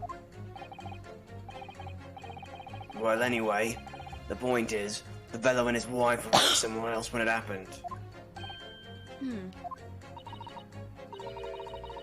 I think that's what you call a strong alibi. So it couldn't have been the landlord who did it, but generally to the Nipponese fella. This man refuses to look straight. You're gonna get a hella crick in your neck, sir. He doesn't want people to see his W. Honestly, I can't see what all this palaver's about. It's a done deal, isn't it? I suppose it is, since I've nothing witty left to say. Hold it! So, you might be willing to change your decision, you mean? Oh my, such delight on your face. But I'm afraid I shan't be swayed by emotion. Despite what you may think of me, I'm a very modern, metropolitan, and rational woman. Alright, Kate. Drop the lamp.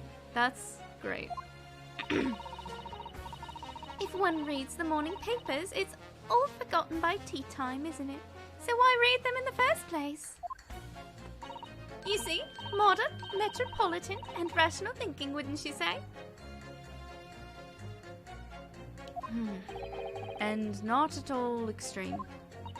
As I see it, an overwhelmingly suspicious Japanese man has been implicated by overwhelmingly strong testimony. So despite 1 or 2 minor puzzlements, I do declare that the man is overwhelmingly guilty.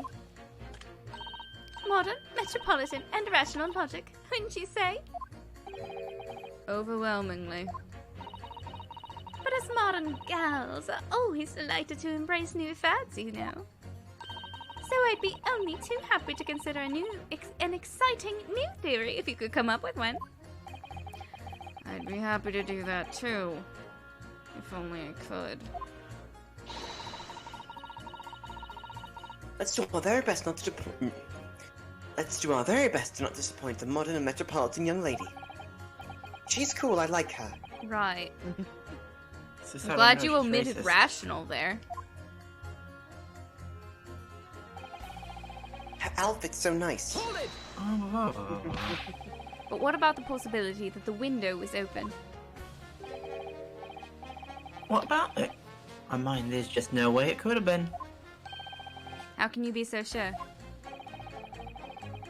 The prosecutor fellow over there said so earlier, didn't he? Winters in London are no joke. You don't want to invite that sort of cold indoors. So no, the window wasn't open. Us Londoners like sitting by the fire and staying warm, see? But you couldn't categorically state the window wasn't open, could you? It just wasn't. They wouldn't have opened it. Then what's the point of even having windows? Huh? Council, you will kindly refrain from childish bickering. Oh, sorry. Somehow I need to show there's an undeniable possibility that the window was open. Because this young man isn't going to budge otherwise. Bitch, you opened the window, didn't you? No! No! No! Couldn't have been me! No! Hey, dearie, no! No! Oh, goodness, no! But the little book was on fire at the time, was it not? With flames of love, I'll have you know. Mm-hmm. There's really no such thing as having a loving incendiary bomb. Stop hitting that man! Well, he'll brought it upon himself. He's playing with fire to betray a fiery love. She keeps hitting this man. Isn't it? Well, don't you agree? He seems not to be bothered. He's unperturbed. Oh, well, any kind of betrayal is certainly a bad thing, yes. But I think the argument might have arisen out of your misunderstanding, Mrs. Garrideb. Never you mind that. Point is, we were just having a jovial little dispute, nothing more. I wanted to, like, scroll over to his sprite while she was smacking him, but it wouldn't let me. Damn. And I won't have any more of these suggestions that it was anything to do whatsoever with this crime. Right, well, we'll see about that. What about juror number 5? Nope, he doesn't seem to be turning a hair at Mrs. Garrideb's relentless onslaughts. It's almost as though he's used to it. What a gentle soul he is. That's not a good thing, Susato! No, ma'am, no. Juror number 5. Won't be in a tidy bit of trouble. Your wife's gonna beat you too? Jesus. Hold it! He might mean financial trouble. Yeah. Right, but Mrs. Garrideb is slapping this man repeatedly, and he does not seem to, It's a big guy. It's like a little, little You just cat. want to get this over with. How can you sit there and say something like that? A man's future is at stake here. Well, him and me both then, like I said before. What? I told you already, I'm a day laborer, aren't I? If I don't bring home some readies with me tonight, you'll find me floating face down in the Thames tomorrow morning. What? You heard me. My missus isn't one to mess about, you know. She can be fierce. Believe you me. This man just said his wife's gonna throw him in the river. They go swimming in the morning. Uh-huh. Yeah. Another shining example of marital bliss, then. A situation like this cropped up the other day. It was, well,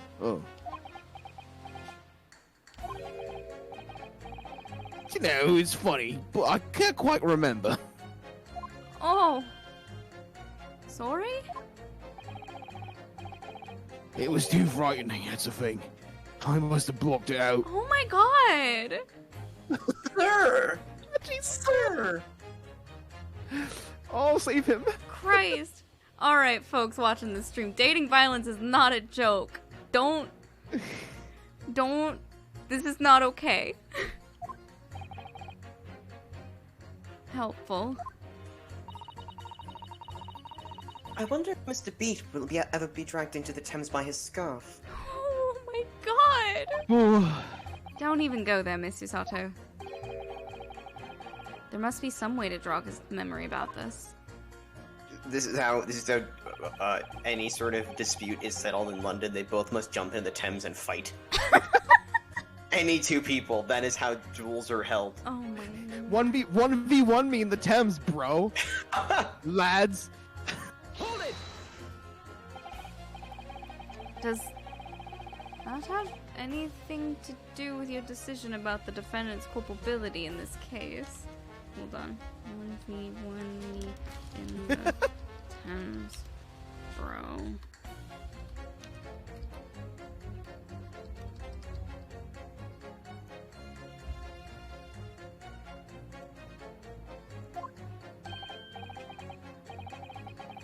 Sorry? What's that?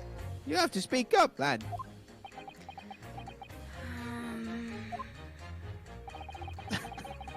Could you tell us more about that fire? It was last winter. My grandchildren baked me a lovely cake on my birthday. It had 75 candles on the top, it did. What a sight to behold it was. Oh. You put candles on a cake? What? Was it some kind of devil worship? Of course not. It was an angel cake. To celebrate my birthday, obviously. It seems that it's a common custom in Great Britain, Mr. Naruhodo. That man was so adorable with his eyes open. Right. Anyway, I mustered all my puff to blow them out.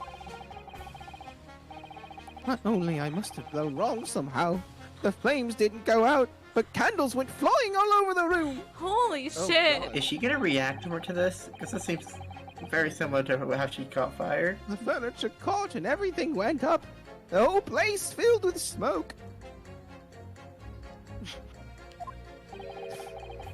Definitely sounds like devil worship to me. That's good. It goes the other way. And by the sneezes, I presume you mean a cold. But how did you catch a cold from a fire? They opened the window. Aha. There we go. That's how we get there. What a fiasco it was. The grandchildren, bless them, threw water over me as they tried to put out the flames. So Grandpa wouldn't burn. Oh,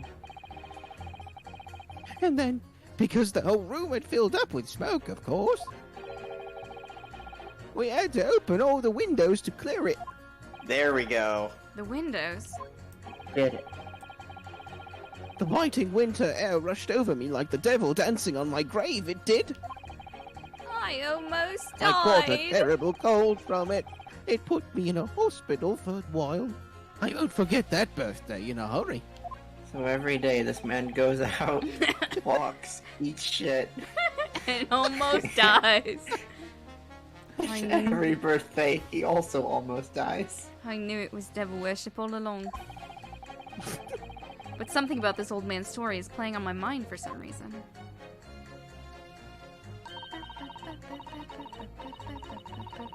We need to demonstrate who, apart from Mr. Natsume, could have attacked the woman on the street. As well as how he or she could have done it. Yes, but once again, the jurors' statements are full of personal prejudice. A lot of them seem convinced they're right, even in the face of logical arguments to the contrary.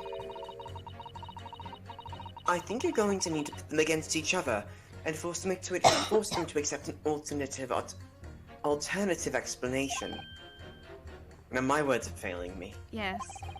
I don't necessarily need to find contradictions between their assertions. Just a connection might do the trick. Alright, I'll see what I can do. If anything stands out, I'll go in for a strike. That's the spirit. Alright, so... Window boy. Window boy. Window boy. Oh, man. Objection! These two these two jurors' statements clearly contradict one another. I do. How exactly, counsel? Don't point at me again. Told you it wasn't me.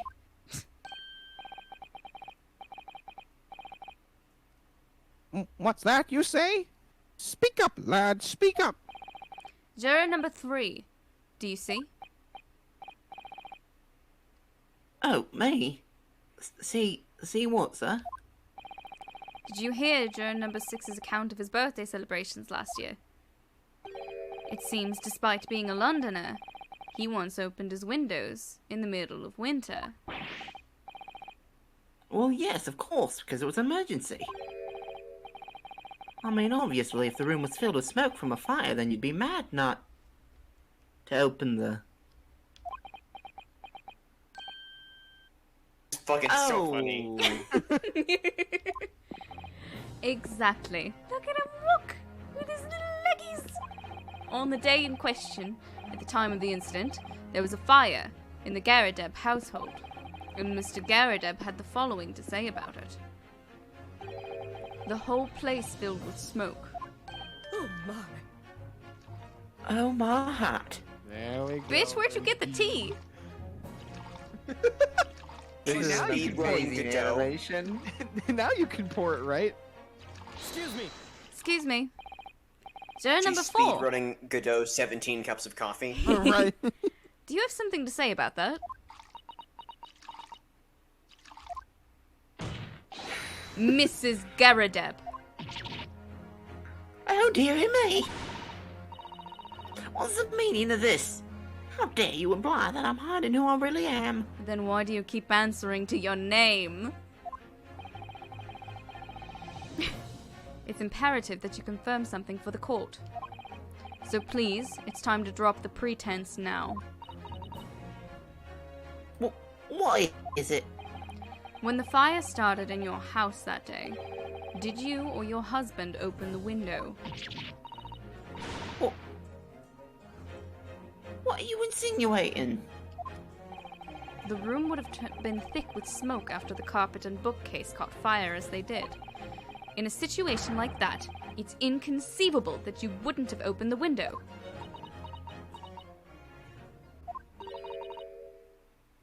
And what if we did?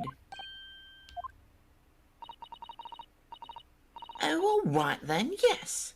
You're right. My husband was frantically trying to open the window. Which can't have been easy since I continued to give him a just deserved book battering. Even though your house was on fire? Oh, you never stop throwing until the anger subsides. Be terribly bad for the nurse to do otherwise. Oh my god. Modern day Mrs. Garadeb gets really into hatchet throwing. Of course. I should have realized. That's a significant step forward, Mr. Naruhodo. You've managed to establish that the window was open. We simply must have that added to Mrs. Garadeb's formal statement. Formal statement. Formal statement. Now you mention it, yes, the window was open at the time. I'd clean forgotten. Mm-hmm.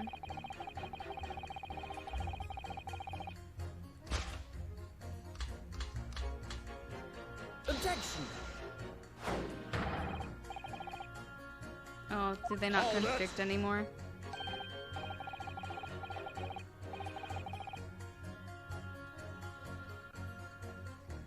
Sorry, I forgot I muted. I'm sorry, but as a foreman of the jury, I have to object. That's complete nonsense. What? I'm a banker, don't forget, an educated man.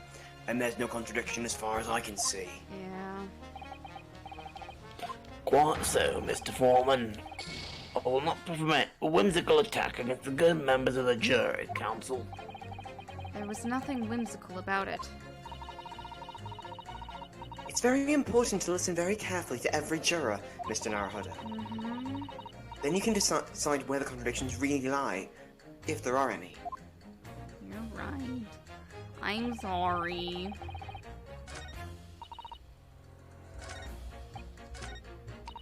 Okay. Hold it. The fourth book found at the scene of the crime shows very obvious signs of fire damage. And the title of the book is The Lion's Pride. The same title, in fact, as the book that Mr. Garadeb told us he'd been reading. Well, I really couldn't say. On the day in question, did you or did you not throw at your husband the copy of The Lion's Pride that he had been reading?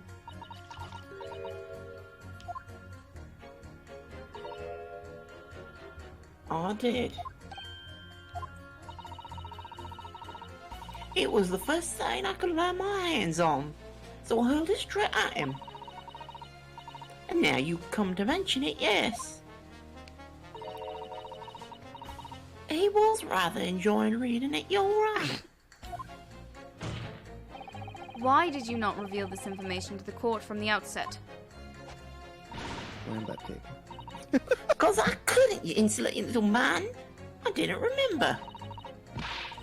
At times like that, you pick up and throw whatever you can lay your hands on, as well you know. I really don't. I don't get angry. I barely noticed that I was throwing a book, much less the title of it. Aww. Hi. Excuse me. Excuse me. What is it, Joe, number 5? You know something? He remembers, and his wife threw a knife at him. I remembered what it was. The memory I'd blocked out. Uh-oh. Ah. I was listening to what this granny was saying. Brought it all flooding back. Granny? Who were you calling a granny, you cheeky devil? Oh, Miss Garradibble the maid, I'll have you know. Or, that's so funny. Yeah. The man doesn't even flinch. Please tell me that's not because he's used to being hit all the time. This poor man. It was about 2 weeks ago now. I just got back home after work, like. I put my hand in my pocket for the wages I just earned that day, and I nearly died. There was a hell. Every last penny had been dropped out. No! Oh dear. What a disaster. You haven't heard the half of it, boy. Oh? The wife was cutting up some chicken at the time. Oh, fuck. Oh no! I could hardly get the words out, but I told her straight. I've lost a day's wages, love. Next thing I knew, the blade was whistling past my ear. Stuck into the wall behind me, it did. About an inch deep. Jesus!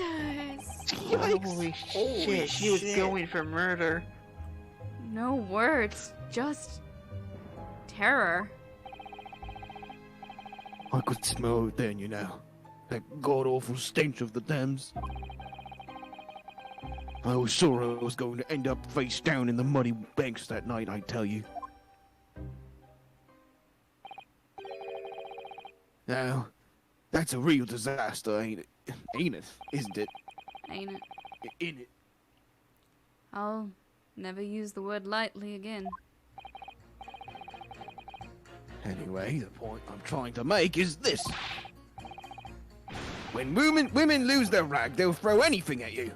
Knives, hatchets, hammers, you name it. Oh my Yep, god, that's That's not Right. funny, but that is... are you speaking from experience? That's not funny, but also it's very funny. Oh Yeah, my yeah. god. Terrible and hilarious and awful. It's the SpongeBob meme of one eye. That's awful and that's hilarious. God. The other eye, though. Mr. Naruhodo, you mustn't think all women are so short-tempered and unrefined. Says the He person. says Says the woman She's not who gonna put down. repeatedly threw me on the ground every time she thought that I had killed someone, even though there was no evidence. So like 7 times. But when you say it like that, she threw me on the floor every time she thought I killed someone. Fair. Yeah. That is a much less overreacted statement. Yeah. No, I wasn't thinking that. Throwing household objects at people is, well, it's so uncivilized. At least attack with honor. Use a bow or the like. Oh, Susato. What? Sato, don't tell them to get more Attack? deadly. Who are you going to attack? Never mind. Anyway, this man's words. You're not doing a very good job of proving to me that you're not violent. I didn't say non-violent. I said uncivilized. I'll kick your ass, but with dignity. Oh, alright. Rather significant, I think. Oh, sorry, that's the wrong button. Oh god. I like to think that this conversation is happening aside in Japanese. Yeah, probably. This man's words could be rather significant, yes. Alright, we'll come back to the bow and arrow thing later. If I dare. And then look at her like sweet face, smiling.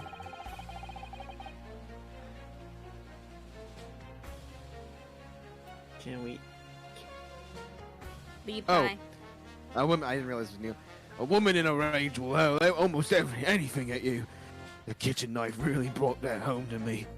This poor, damaged man. Objection! Those two statements clearly have a deeply significant connection. Good grief, you mean they don't contradict each other? Explain, counsel, at once. Juror number 2, do you think perhaps that this could be one such novel alternative? Oh my! Whatever do you mean? An alternative explanation as to how the victim was stabbed in the back. What are you talking about? We've demonstrated that the fourth book, The Lion's Pride, that was found at the scene of the crime, originated in Mr. Garadeb's room on the top floor of his house. Therefore, it's equally possible that some other object besides the book could have found its way from the Garadeb household to the street below. Eh? What's that now? After all, Mrs. Garadeb could have thrown any number of different objects at her husband. Isn't that right, juror number 4? What are you insinuating now, you little beanpole? I'm beginning to think that ever since the true origins of this book came to light, perhaps she's had a feeling this might be what happened.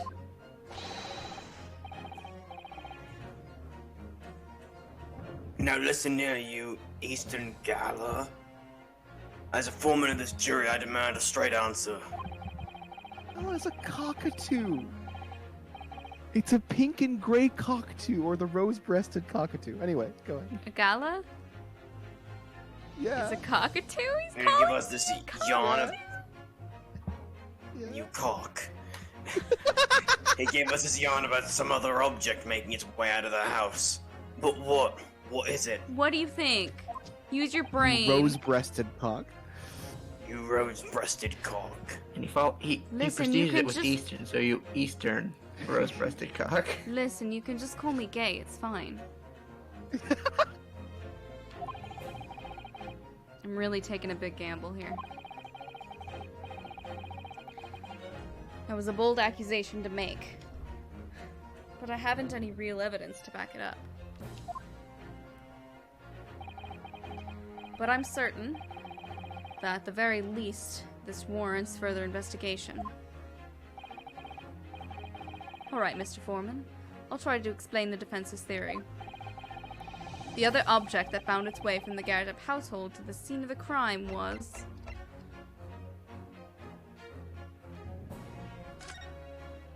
Can we examine the knife, see if... Yeah, is there like anything to indicate who it belongs to?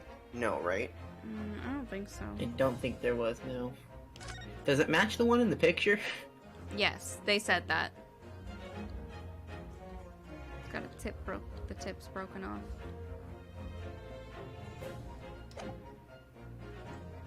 Yeah, this was the knife found lodged in the victim's back. Oh, can you actually go back to the scene really quickly? Like a picture of the scene?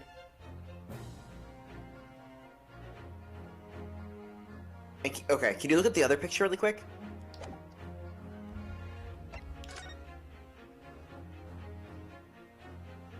Okay, I wanted to see if the tip of the knife had been, like, could be seen in one of the photos, like if it had gotten Ooh. stuck in the road or something, like between the cracks of the pavement, Right. but I don't see anything. Yeah, I mean, the You might find implication it in the book. is that it broke off inside her. Yeah, no, but I mean, like, In case, like, the maid missed, it hit the ground and broke, someone picked it up and then stabbed her with it. Yes. I don't think that's where this is going. They've been very clear that the only other I just person... wanted to see. Yeah. They've been very clear that the only other person that was on the road was Natsume. Oops, I keep hitting the wrong button. Take that!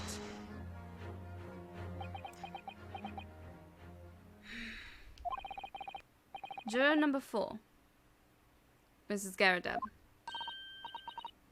What? What now? I must apologize in advance for this. But I need you to confirm something else for the court. This knife. Have you ever seen this knife before?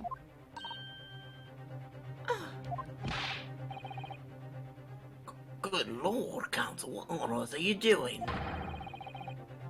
That's the weapon that was lodged into the victim's back, man. Oh, come on, Judge, don't Shut say up, that. dude. Man, My lord, remember We saw that when the Sasato's victim... leggies. Remember that when the victim was attacked, Mr. and Mrs. Garadeb were in the throes of an argument. Mrs. Garadeb was hurling anything she could at her husband, who had been backed up against the window. A window that had been opened to clear the smoke, and through which a book sailed to land at the crime scene.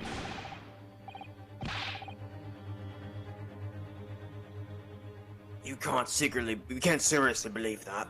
The book was found in the victim's grasp. Can't secretly believe that.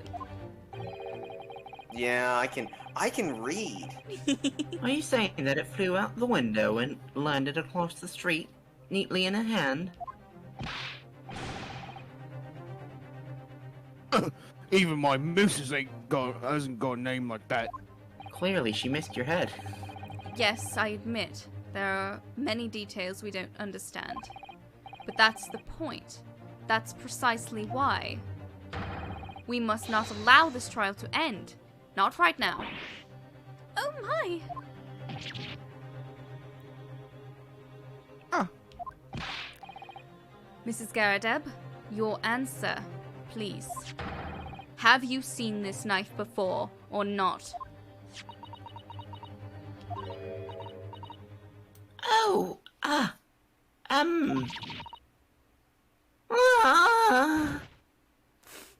She fucking faints.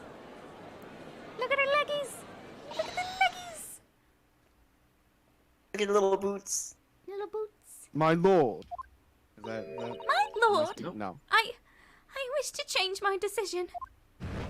Zeeks can't talk right now. Yeah, I was wondering if he was like breaking Okay, the this is rules. too much. Breaking the rules. Yeah. I'm a woman of my word, after all.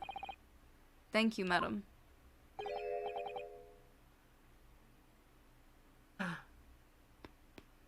Yes, I agree. I certainly didn't see this coming, but I just don't think it would be right for this trial to come to an end now with so many unanswered questions. Mr. Foreman. And a woman unconscious on the floor, that too. I'd have to agree. Not that I think the granny did it, mind. Yes, you know, I'm not quite happy about this at the moment either.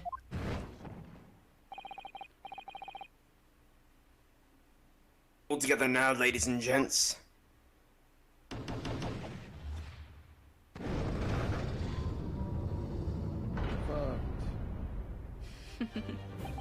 We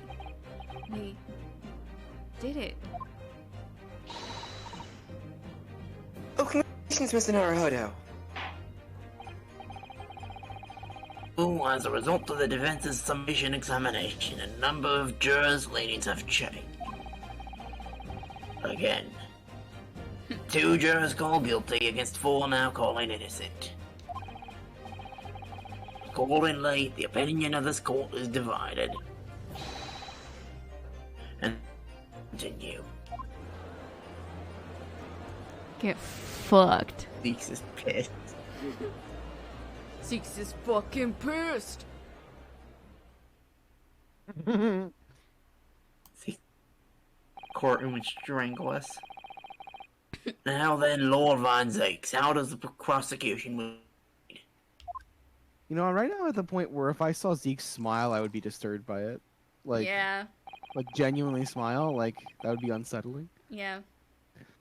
This trial is rapidly descending into a farce. Can't wait to see Zeke smile. He Ooh, hasn't even like sippy. he hasn't really even like smirked, right? No, I Yeah. don't think so. No Edgeworth smirk, you know? Mhm. Like a corked wine. The first few sips are bitter enough. And then the rest just goes through it. But what follows is so repugnant, it's good for nothing save the gutter. Jesus. If I may, Lord Von Zeeks. The defense has just put forward a credible alternative explanation for what happened. Credible? Is that your considered opinion, Mr. Foreman? The defense's argument is a joke to which I barely know how to respond, but let me start by insisting that you must all familiarize yourselves better with the relative positions of those places being discussed. What do you mean by that? What's his angle this time? And she threw it across the street. I mean, It should already be more than apparent that between the crime scene and the Garadeb household runs a rather wide street, Briar Road. Which means that the distance from the Garadeb's house to the scene is some, yes, 15 yards. you can throw a knife 15 yards. You can definitely get a knife that far. And a book. And a book. Let me see. 15 yards. That's about 14 meters. 14 meters? Oh. That's a little farther than I'd imagined. And as you ladies and gentlemen of the jury rightly noted as having portentous significance, the fourth book was found in the victim's clutches. She picked it up. In other words, the smouldering book, wantonly hurled by the lady of the house, traveled some 15 yards to land on the opposite side of the road, neatly between the collapsed victim's fingers and thumb. Is that your final conclusion, my learned and deluded friend?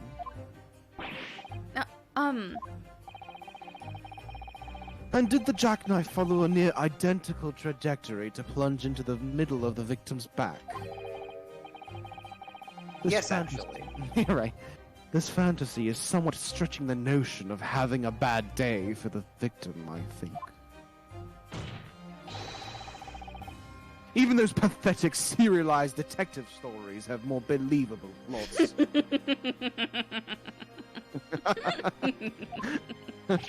Ah! Susato's gonna fight him over that. Right? Specifically. Specifically, she's gonna throw hands. She's gonna choke you out. There's nothing I can say to that. That prosecutor loved the sound of his own voice. Susato angry. Miss I Susato. don't. Serialized detective stories are pathetic, are they? How dare he? Maybe let's pick up battles here. My lord, might I be allowed to speak? I need to fucking deconstruct this man for dissing my favorite genre. I have to stand. As judicial assistant, you may speak for the defense, yes, bud. The prosecution may consider the idea a fantasy. Did you drop your microphone again? Yes. My foot got itchy and I had to move and I knocked it over. My foot got really itchy and I couldn't mute in time. So I was like, okay, I can do this sneakily, and then I couldn't. Oh, I have so been there. But the defense postulated, but what the defense has postulated was believable enough to persuade the jury to change its leaning. And as such, the court has a duty to explore this alternative explanation as thoroughly as possible. You're so very delightful. To that end,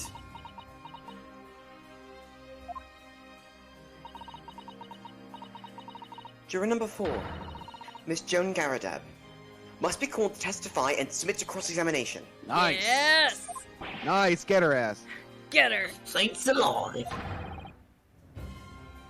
Examination of a juror. Y'all gotta do a better job at picking jurors who aren't involved. Order! Order! Order! Well, this is highly irregular. It is unprecedented for a member of the jury to be summoned to a witness stand. Just a whole lot of firsts, here. Objection!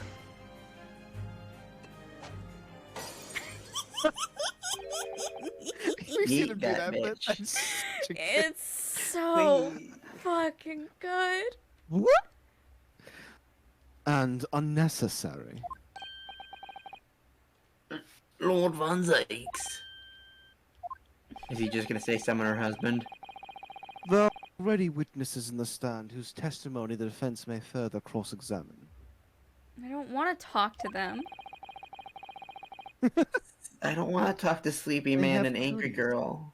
If my learned friend's farcical theory has any truth in it, then both a burning book and a jackknife must have flown through the sky before this couple's eyes.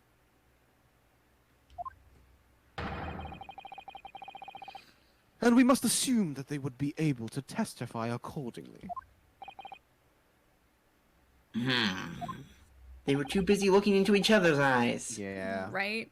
What say you, witnesses? I mean, one of them was sleeping. Yeah, possibly.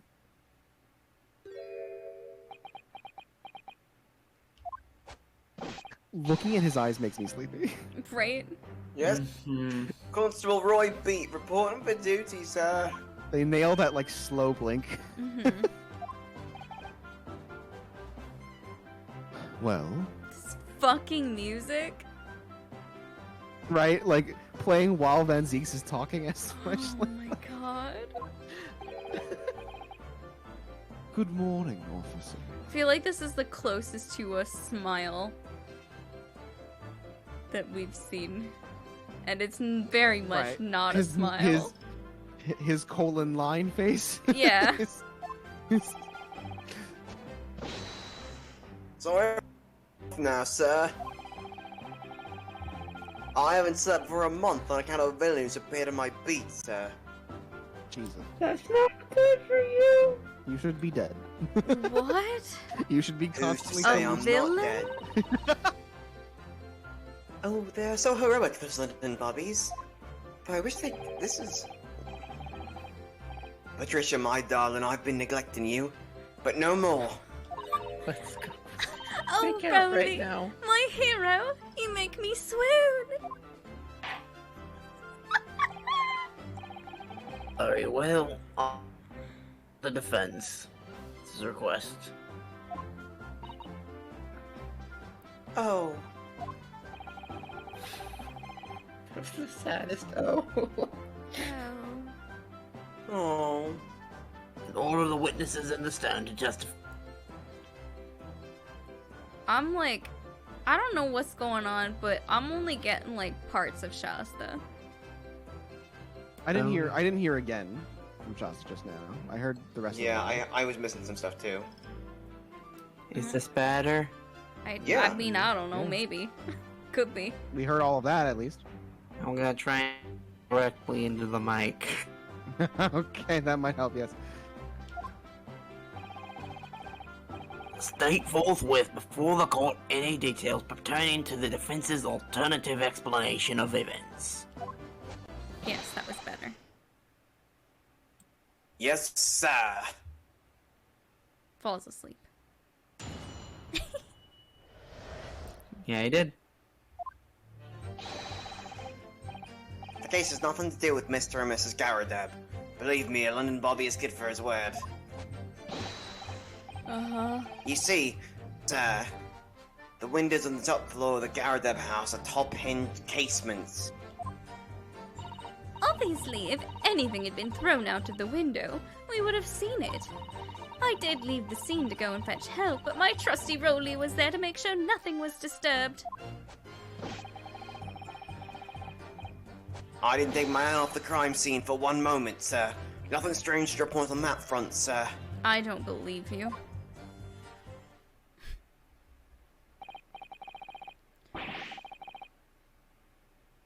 Shasta BRB. Well, this is quite startling. Top-hinged casement windows. I have a lot of different British men voices to do right now. Right. That detail was not in the police report, Constable. Oh. What? Oh, yes, sorry about that. I must have been a little drowsy.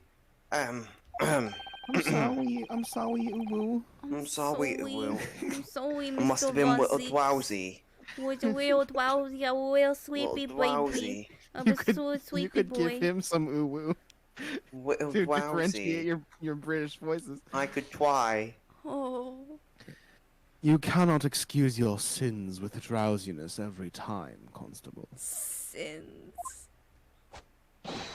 When he says the word sin, it's super easy to voice. No, sir.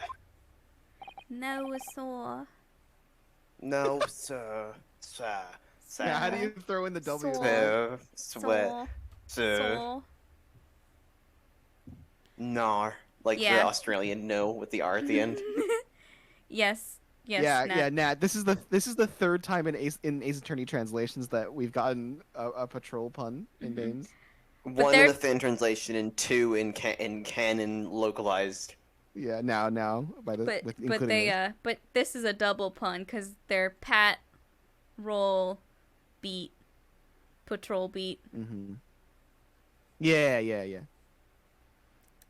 Sorry, but what exactly is a top hinged casement window? Also, they couldn't have Oh. called him Roland. Rolly's cute. They called him Roly? Like, I've never heard that.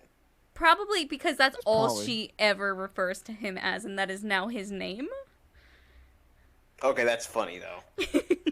His name probably is Roland, but she will Right. never, ever call him Roland.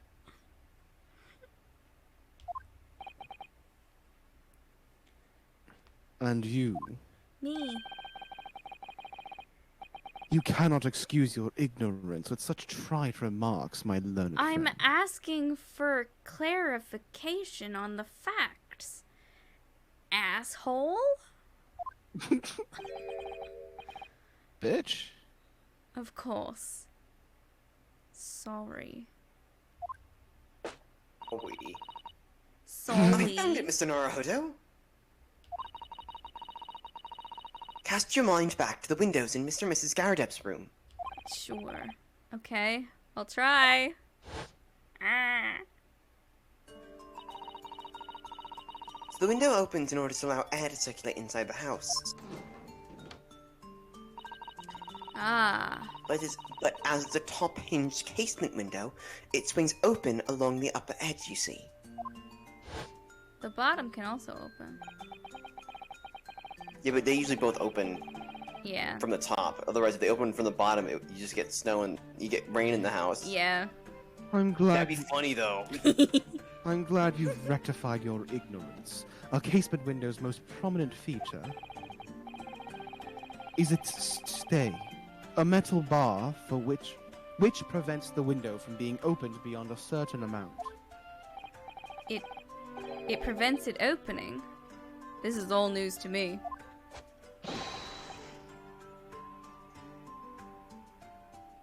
Absolutely correct, sir. Absolutely correct, sir. correct. Absolutely correct, So sir. yeah, I don't know if you missed Shasta when Rolly did the I two saw some fingers of it. touching. Yeah, Absolutely correct, sir. yeah, exactly. In other words, if a book or knife were to have been... I can't do this. I have no idea. I know a voice an uwu voice when I hear it, but I do not know enough of the features to mimic it, and I have never That's tried. Valid. That's so valid. I appreciate the attempt, regardless. In other, I can make him sad. I can make him sadder though. In other words, if a book or knife were to have been thrown through the open window, Oh no, this poor boy. Oh, that's more depressing, yeah. it would have clattered against the pane and fallen straight down to the pavement below. He also became an American there. Yeah. I gotta figure out his voice. God. Can't be sad and British. Can't No. be sad and British. Can't be sad and British. It rains enough over here. You see the problem then? Good. Your education in Windows is complete. That's a good line. Yeah. Van Zeek's the computer Yo. programmer. Your Windows Education in Modern AU Van Windows. Zeeks teaches computer classes. Windows 95, 1895.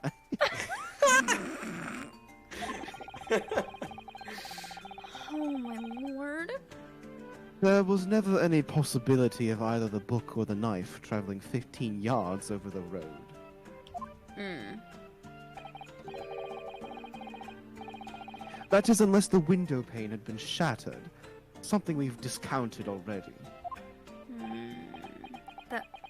That can't be. Did you see that, Rolly? That young Japanese man just collapsed in agony. Oh yes, my darling, I saw it. I saw how he crumbled before me. Oh, Rolly, you're so strong. How is this happening? I haven't even started the cross-examination yet, and already my argument's been destroyed. Counsel, if you could drag yourself upright again, the court awaits your cross-examination. My lord. Oh, good. Another desperate situation. Here I go again. On my own.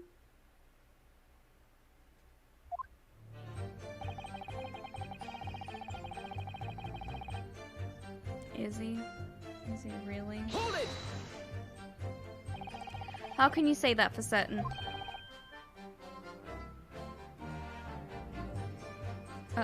Hello? I thought you said Izzy, comma, Izzy really, and I'm like, what did Izzy do? Oh! Yeah, I did, yeah. Yeah. I haven't seen Izzy in Very chat, good question, sir. so I don't know. This is an Izzy call out. Calling Izzy out And specifically. the answer is this. It has the noble founding principles of the Force written on it as a reminder to all us policemen of our sworn duty. Duty. He showed us that before, didn't he? Did he? I can't say I remember. To patrol the streets of London, hound up all the peace, the common man. It's what the job's all about. That's why I can stand here today beside my long-suffering wife and tell you what Bobby's good for his word. Long-suffering, it's been like a year. It's long. And suffering. It's a long time. I'll open my eyes, admittedly, sir. Oh, Rolly, you're so manly. Of course I am, my darling Patricia. Oh, Pat. Oh, Rolly. There's something wrong with these people. Oh yeah, Right? there's something going on. No, none of this is what I meant.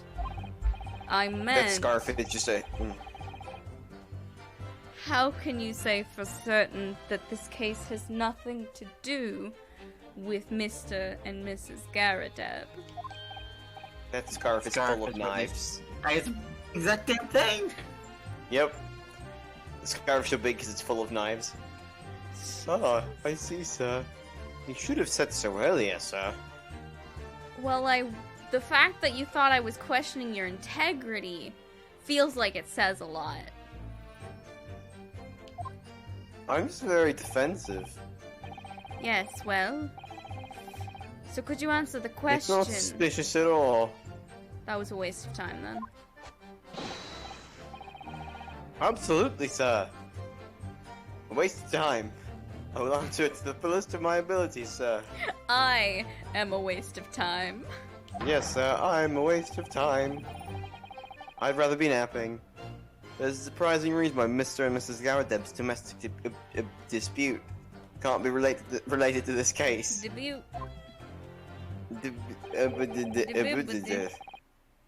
Before I get into that, sir, just one thing. Yes? I'd very much like you and all your countrymen to understand the great British institution of Scotland Yard. Okay. So I hope you take back some tales of us London bobbies and how we uphold our guiding principles. Oh, please tell me your guiding principles. I would love to know. I wasn't planning on going back just yet. I've only just arrived here. So that's that end, sir. I'd be happy to lend you my warrant card for your perusal. I figured we'd be getting it because they usually don't show us things and then not let us look at them. Right. But I must warn you, you won't be able to get through without shedding a few tears. I'll hold you to that. It better have me sobbing on the floor. It has the entire movie, The Titanic, and Flipbook. Thank you. I'll try. Constable Beat's warrant card has been entered into the court record. Small folding wallet that identifies London bobbies and contains the rules of conduct to which they must adhere. Like glue.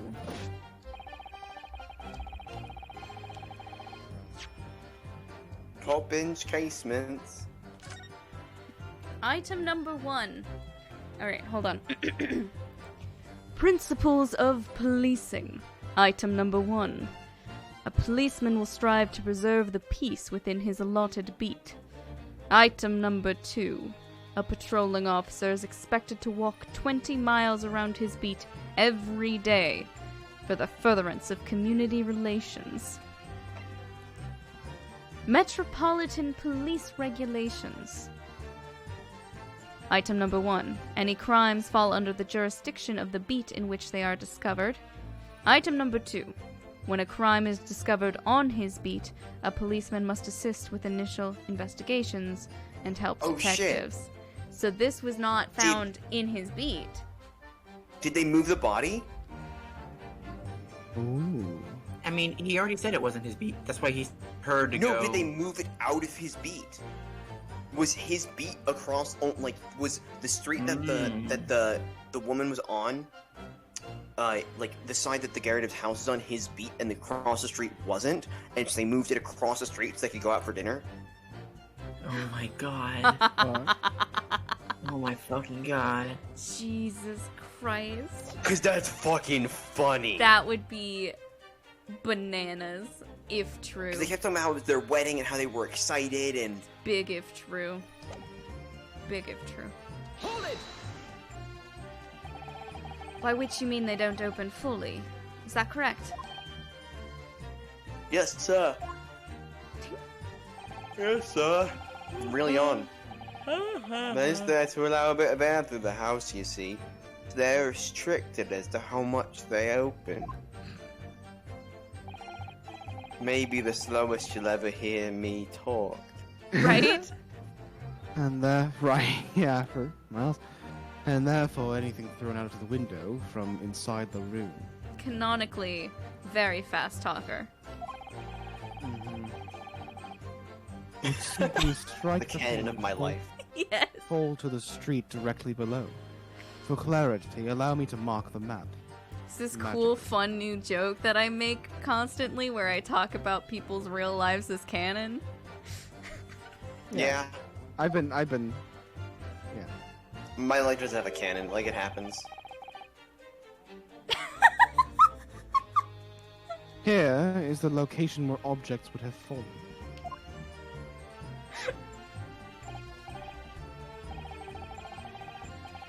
Yes. directly opposite the scene of the crime and on the other side of the road. The rather wide road. Yes, right, it was rather wide, you're right. Like a river. Would it have been so hard for somebody to mention this top-hinged casement thing before? Well, I have another question for you, Constable. What would that be, sir? How do you even know? Why would you have any idea what sort of windows Mr. and Mrs. Garradep's house was furnished with? Ah, well, sir, that's very simple. You see, I helped with the investigation yesterday. Yeah? Excuse me.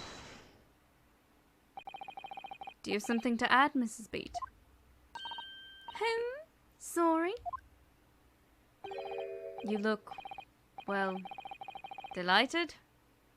Is there some particular reason for that? Oh, I was just remembering. That's all. We really were so lucky. Lucky? What do you mean? Well, of course I feel terrible for the poor woman who was attacked. Don't misunderstand me, please. But we were just so lucky it didn't happen on Rolly's beat. It was so close, you see. Oh. I hadn't realized. Oh, yes. That street. Briar Road.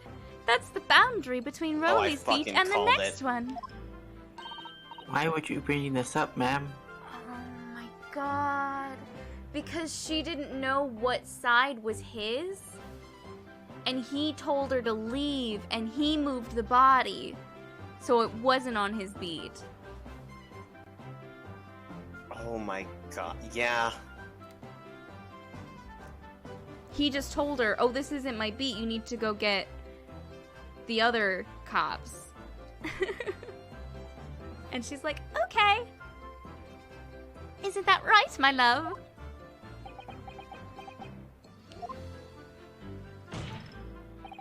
Constable Beat.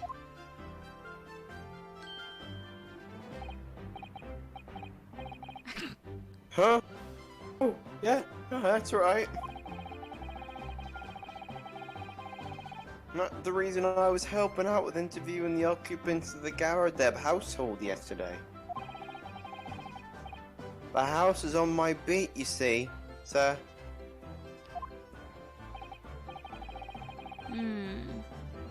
That really was cutting it close then. Constable, I wonder if you could clarify something. If the Garradeb household is on your beat, does that mean the pavement next to it is as well? Outside Mr. Garradeb's house? Yes, ma'am. The pavement on that side of the road is part of my beat. Making me yawn listening to you. Right? I see. I was unaware of What that. did I just say? Making her You're yawn. making us yawn well. Uh-oh. Sorry. No, that means Just you're doing a good job. think, if the woman had been attacked just on the other side of Briar Road, we would never have been able to go for that meal to celebrate our wedding anniversary. But that's the life of a Bobby after all. Extraordinary people, all Bobbies.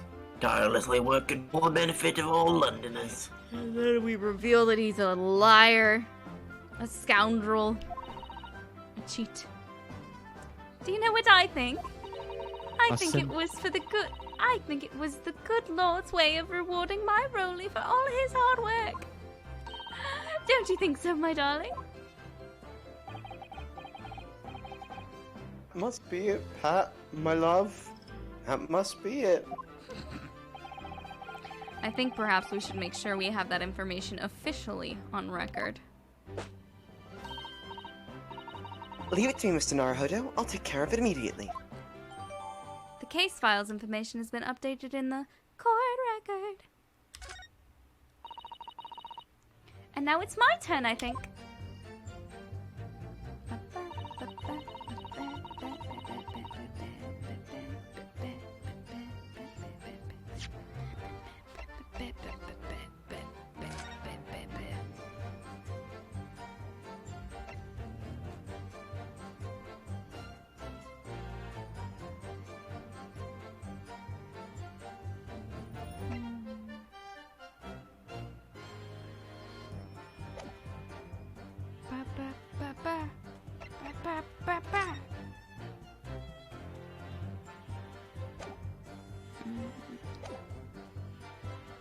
Hold it! But according to my notes here, the sun had gone down already, and it was dark.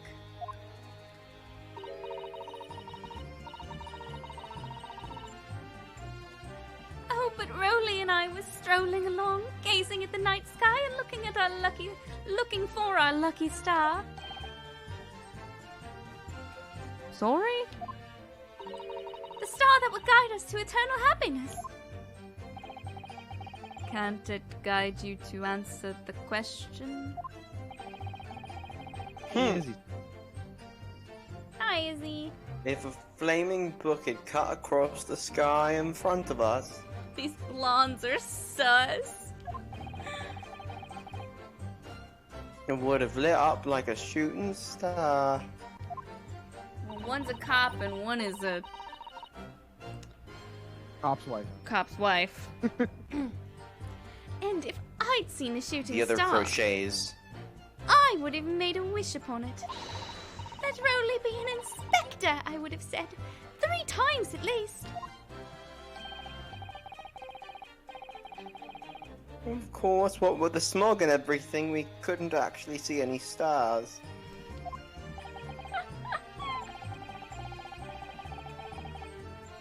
In short, are you trying to say that neither a book nor a knife crossed the sky before you? A knife. No. It's a bird. No, it's a knife. Yes, sir, that is correct, sir. As sure as the London sky, the night sky in London is starless, sir. It certainly seems like they're telling the truth. And then we saw the poor saw the- woman oh, fall to that's the you. ground, so we ran straight over to help her. I don't know why I started doing it. I don't know why I started saying her lines. Hold it! Yes, you said that you went to a nearby police box to fetch another officer. Is that right? That's right, yes. If it had been on Holy's beat, I would have known exactly where I was going, of course.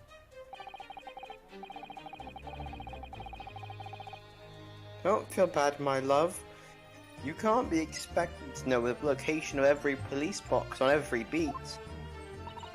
So Rowley told me the way. Only, I sort of got a little lost on the way. Patricia, my darling, that's why I love you. Your terrible sense of direction is bewitching to me. Oh, Pat. Oh, Rowley. Oh, please. So I suppose I was gone for about 15 minutes? But like I said, my Rowley was at the scene the whole time, making sure nothing was disturbed. I was off duty at the time, of course, but a true Bobby is never really off duty, sir.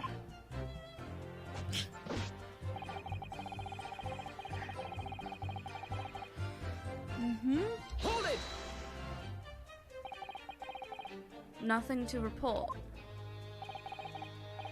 That's correct, sir. I had my eyes wide open the entire time, never looked away for a second. Uh-huh. No one else approached the scene and nothing was removed from it. I can swear to that one on the yard's honor, sir. Really? That seems a little strange. Beg your pardon, sir? Strange, sir. Seems altogether regular to me. This burnt copy of The Lion's Pride was originally in the Garadeb household. So the question remains, How did it find its way into the hand of the victim? Can you shed any light on that, seeing as you were at the scene of the crime the entire time?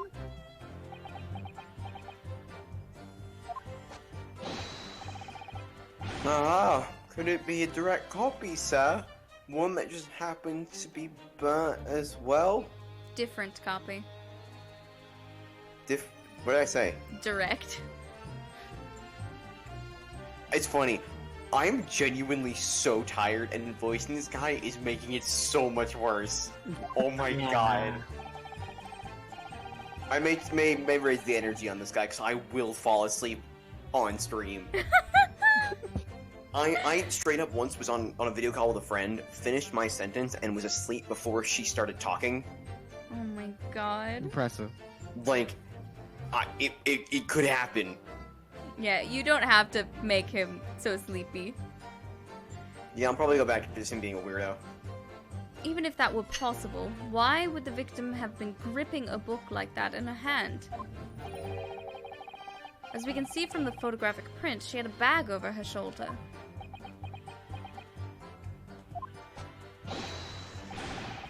Well, sir, the book was in the lady's hand from the moment we arrived at the scene. Is that so? There's something about this statement that's not sitting right with me. The two mysteries of how that You're knife standing. ended up in her back, and how that book ended up in her hand. There must be some common thread between them. Can I ask you something? Please, Mr. Lawyer, sir. Oh, yes, of course. What is it? You're doubting us, aren't you? I can tell. What? I wasn't I mean, what's she doing? Please, just because I'm a woman, it doesn't make my testimony any less valuable. You might just see me as the wife of a policeman, but I'm a woman of my word, I am. I really don't remember ever suggesting that I doubted you. No excuses. I don't want to hear it. My voice will be heard. My lord, you'll let me speak, won't you? Yes, Miss B, I will allow you to supplement your testimony if you so desire. Please do. Sometimes the path of least resistance is the sage one. That was a very loud mutter. I heard that! That Japanese man thinks a policeman's wife's word counts for nothing, does he? Well, watch out, sir. I might let you get away with something like that, but my Rowley won't. Duly noted, Mrs. Beat. Please, I humbly ask you to continue. What could she possibly be about to say, I wonder? Something absolutely damning to her and Rowley, I'm sure. Sounds about right. I know what I saw. My eyes never let me down. My sense of direction is a little off sometimes, though.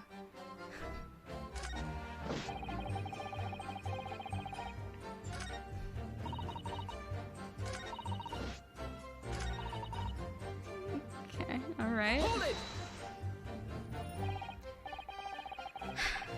Mrs. Beat, nobody's questioning what you've told us. I saw it, I did! That evening, I saw it clearly!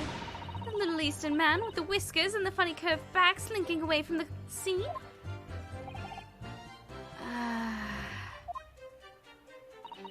And I know what I didn't see as well. I didn't see any flaming books or knives flying through the sky. All very clear. You also mentioned something about having a poor sense of direction? Oh, yes, well, it's a little embarrassing, really. I'm always ending up at the wrong place when I've made arrangements to meet Rowley. He gets ever so cross. And he's like, what? Excuse me. Constable Beat, is there a problem?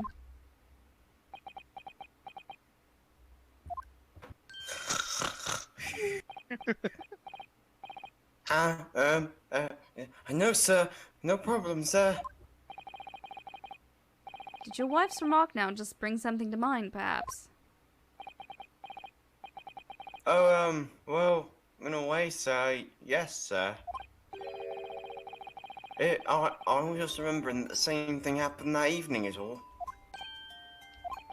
You mean Mrs. Beat lost her way on the night of the incident? Well, you see, I sent her off to find a police box in the next beat over from mine. But she was gone a fair bit longer than what I was expecting. I thought she'd be back inside 10 minutes, but my darling was gone a good 15. Oh, Rowley, you're such a tease. But the reason I was so long is because of the bouquet, silly. The bouquet? Sorry, what bouquet are you talking about? Oh, it was a present for our wedding anniversary. Rowley's so romantic. He saved up for it with farthings and halfpennies he found in the gutter while doing his rounds. Yes. How romantic. I'd forgotten all about it until just now. Had you, my darling?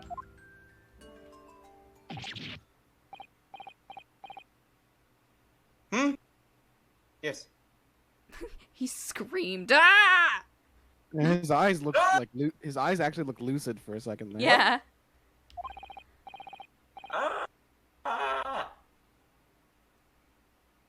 Well, that was just between us. What?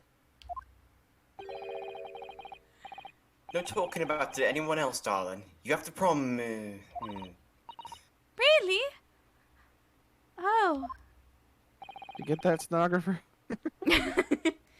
Got that, Sato? What was that all about? Constable Beat looked very obviously troubled during that exchange. I'm afraid I can't offer any useful insight, Mr. Naruhodo. But I'm quite sure of the one thing. We have one thing. We have to ask Miss Beat about the bouquet. Mm-hmm. Mrs. Beat, this bouquet you just mentioned.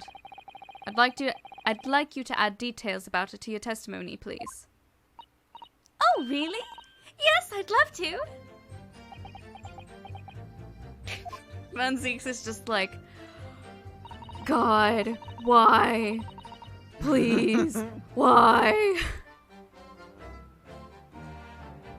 What happened was, I dropped my bouquet and ended up losing my way for a while. Hold it! You mean you dropped the bouquet at the scene of the crime? Yes, that's right. Oh, I was so upset. When we ran over and saw it was a woman with a knife in her back. I was so shocked I dropped the bouquet Rolly gave me.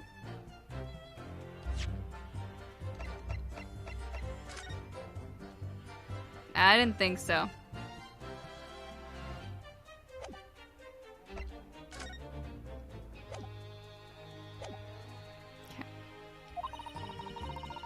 It was in a dark spot where the street lights weren't casting any light, so I didn't notice it first. And then you went to the police box to report it to the policeman whose beat it was on? Yes, and I came back to the scene together with the constable, you see. That's when I spotted my bouquet again. But the funny thing was, when I went to pick it up, it was nowhere near the victim's body at all. In case you need reminding, Mrs. Beat, the victim is not deceased. I was all flustered for a moment before I heard a voice calling me from the other side of the road. Your husband, presumably? That's right, silly me, I'd gone over to the wrong side of the street. Although, I'm going to blame the bouquet this time. I can't think how it got there. I really can't. So the bouquet somehow moved from one side of Briar Road to the opposite. Hmm.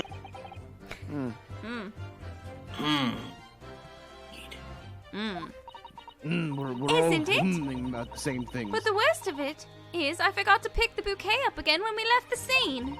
That beautiful rose Rolly bought me, with that change from the gutter he spent so long collecting.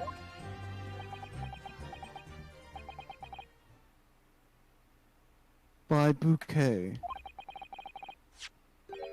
Do you perhaps mean this sorry, solitary rose? Rip. Oh! Oh, yes! Yes, that's it! Aw, That's she the was bouquet though. Rolly bought for me on our anniversary! With all bits of change he found in the gutter! Maybe just call it a rose. Just Lord Renzeeks, where did you come by the flower? Let me guess. On the side of the road where the Garridub house is, huh? Huh? Huh?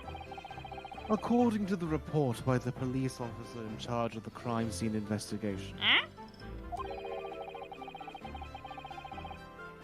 it was found on the edge of the pavement in front of the Garrideb household. Ayy! In front of the Garridub's house. Although it wasn't noticed until the morning, as it lay where the street lamps cast no light. It was believed to be of no relevance to the case, since it was found on the opposite side of the thoroughfare. Oh, thank you, sir. Thank you. Could I have it back now, please?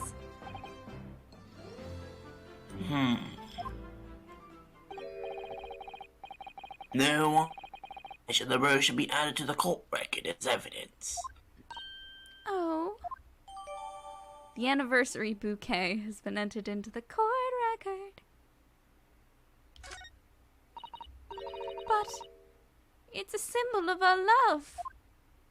I want it back after the trial. Do you hear me? I want it back. Good grief, rest assured that I shall do my very best not to forget, Miss B. Mrs. B. Oh,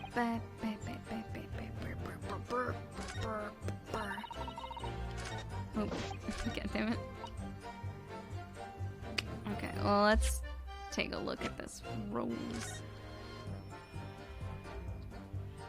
It's so pretty.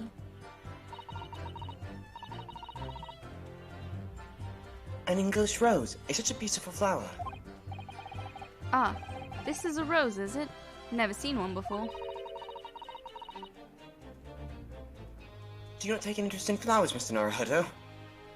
No, Cosmo doesn't like flowers. I wouldn't say that exactly, but I do know 3 types at least. Gosh, 3? Yes, plum blossom, peach blossom, and cherry blossom.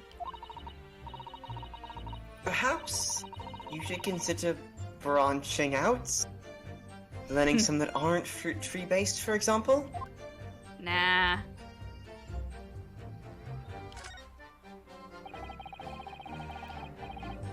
It's very stylish paper the flowers wrapped in, isn't it? It's just an old newspaper, Mr. Naruhodo. Oh. I suppose it's because I'm not used to seeing English print. It looks so exotic to me.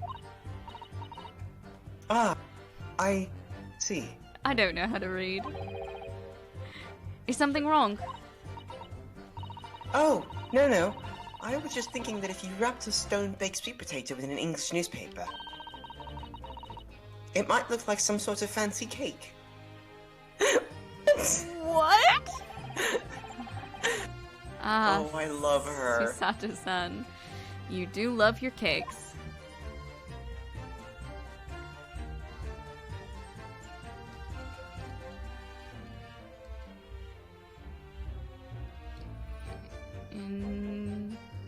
Incredible.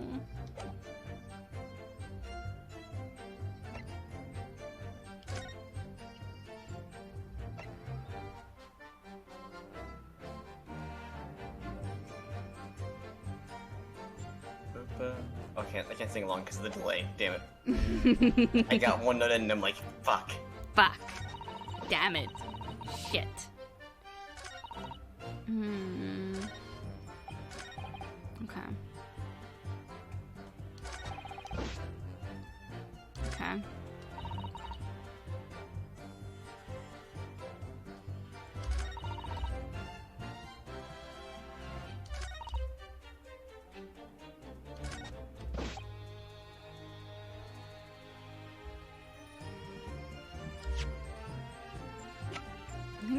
present the rose here?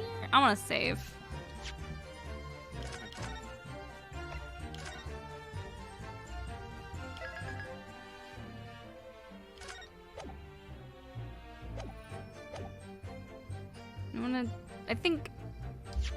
I'm gonna present the rose, I think. Objection! Yeah, okay. You claim, Constable Beat, that there was nothing to report in the 15 or so minutes you were guarding the scene. But that cannot be. What? What do you mean to say?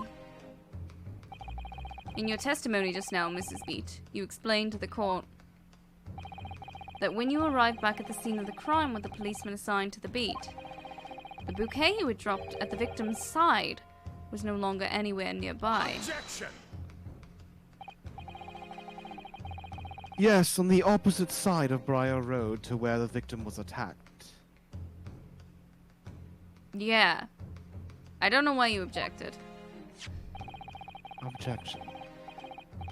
But considering the size of that meager bouquet,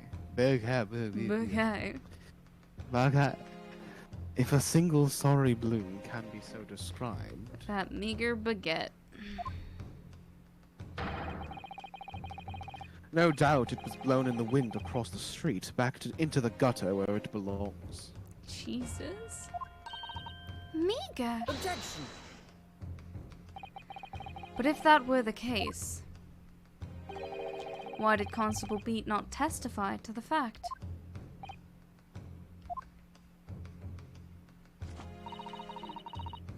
No one else approached the scene, and nothing was removed from it. Constable Beat swore to that on Scotland Yard's honor. But the bouquet belonged to me. It has nothing to do with the case. That's why Rowley didn't mention it, I'm sure. No, because sadly it's not only your bouquet we're talking about here. More than one thing in this case is mysteriously the wrong way round.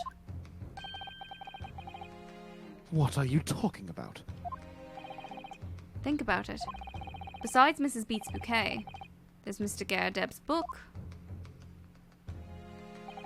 Mr. Garradeb's copy of The Lion's Pride, which was thrown out of the window by his wife,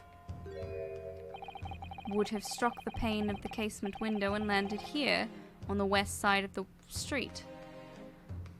Oh, and did the knife tip break off when it hit the window? Ooh. And yet, it was actually found here, on the opposite side of the road in the victim's hand. Meanwhile, according to the testimony we've heard, Mrs. Beat's bouquet should have been dropped here, at the scene of the crime on the east side of the street. But in fact, it was actually found here on the opposite side of the road in front of Mr. and Mrs. Garradeb's house. There's no logical explanation for those things, unless somebody deliberately moved them.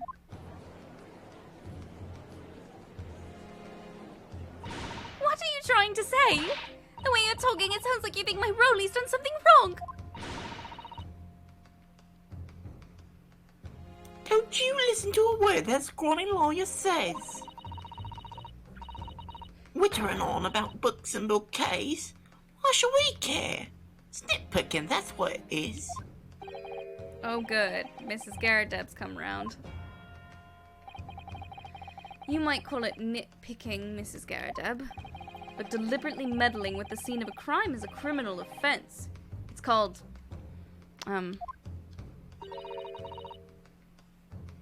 Tampering, Mr. Naruhodo. but the person responsible for this tampering cannot admit to it, for a very subtle but compelling reason. Objection! Tampering. You've barely heard the term before.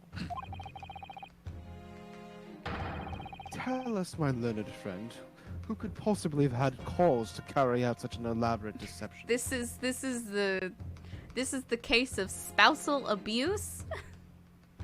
everyone's spouses abused them, and Rolly had to make sure that they got to dinner that night.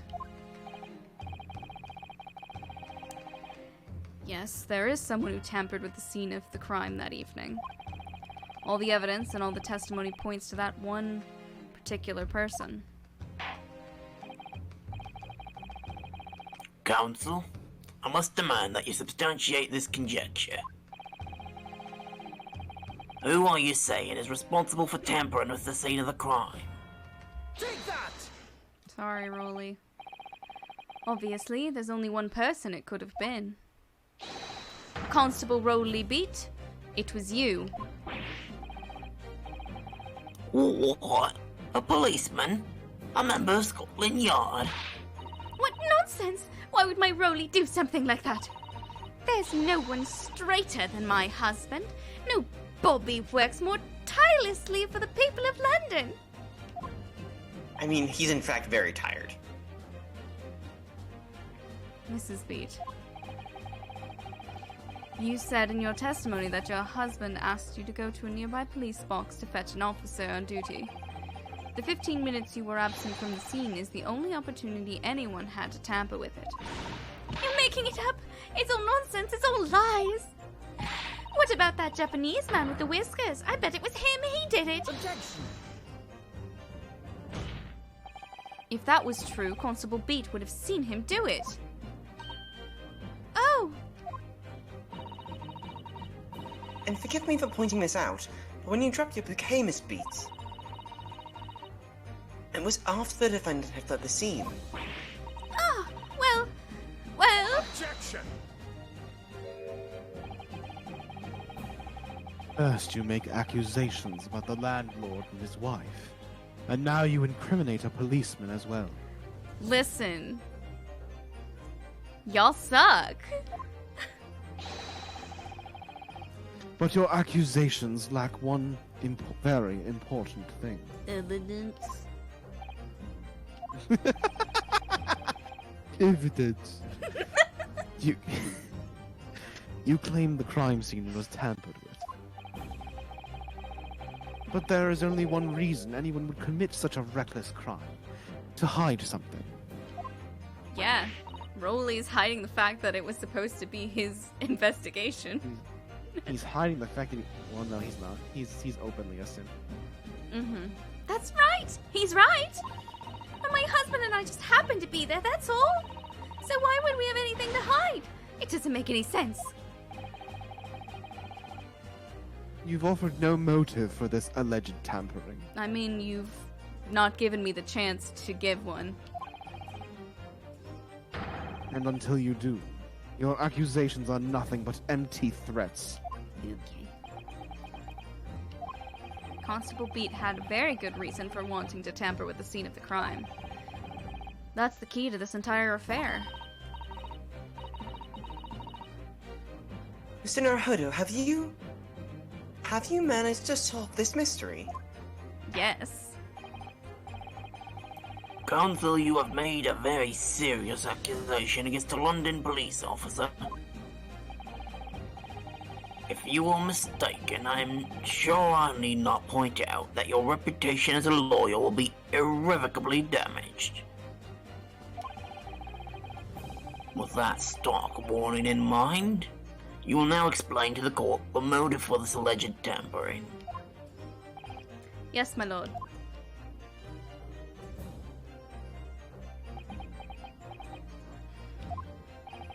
Constable Beat's motive for tampering with the crime scene was to hide.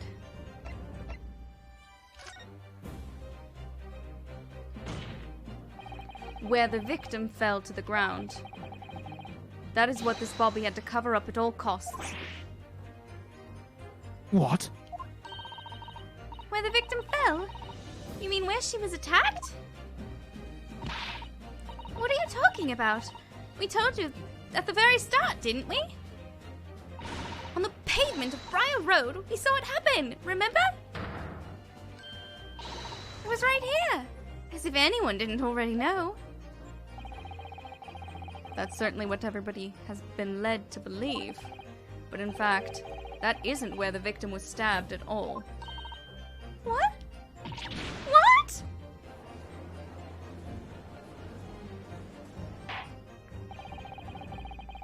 I'm beginning to wonder where this tumultuous trial will end, Council.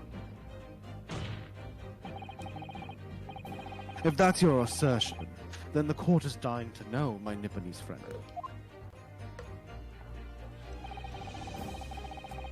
Where are you proposing that the crime actually took place that evening? Come on, guys. It was over here. Take that! Duh. But that's... On the opposite side of the road. I don't understand.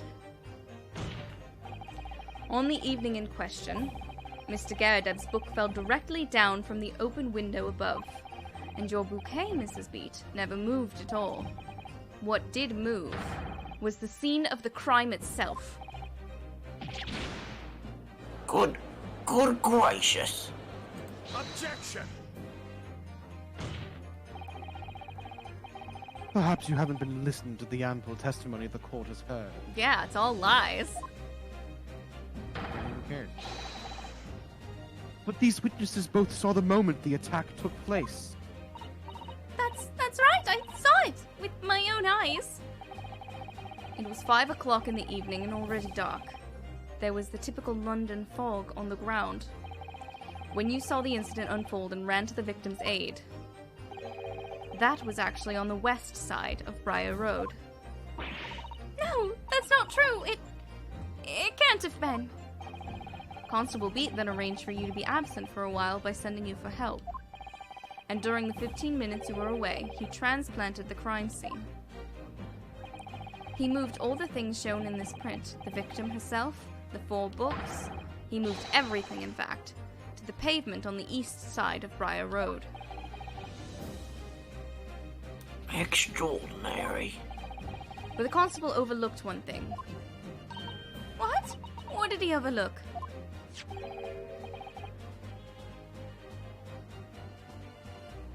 Oh shit, sorry. Oh fuck. The bouquet, I presume. Exactly. The prosecution just told the court just a few minutes ago about the discovery of the rose bouquet. As Lord Von Zeek said, it wasn't until the morning as it lay where the streetlights cast no light. It wasn't noticed until the morning. Yes. There's some... It couldn't be seen in the dark, obviously. Thing popped up over the text. Y'all okay? Everything's fine, we're fine. Everything's good. Which is why it was only the bouquet that was found in its original position on the pavement on the west side of Briar Road. And that is the defense's theory about what really happened that evening. How do you respond, Constable Rowley Beat?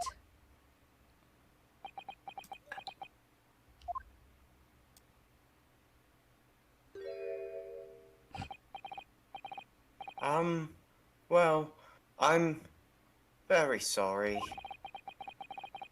I didn't mean to nod off again, but I haven't slept properly in a month. Did I miss anything important? I'm gonna whap you aside the head. Oh, Rowley. It isn't true, is it? What the lawyer said is all lies, isn't it?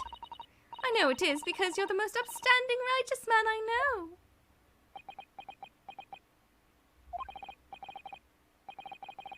I had a dream. A terrible dream. All the things I did that night. Everything come out. Everything exposed. A rumor. It come out. Does Rowley Beat is gay? Does Rowley Beat is gay? No, he's the straightest man she knows. It's true. That's the rumor. Rumor come out.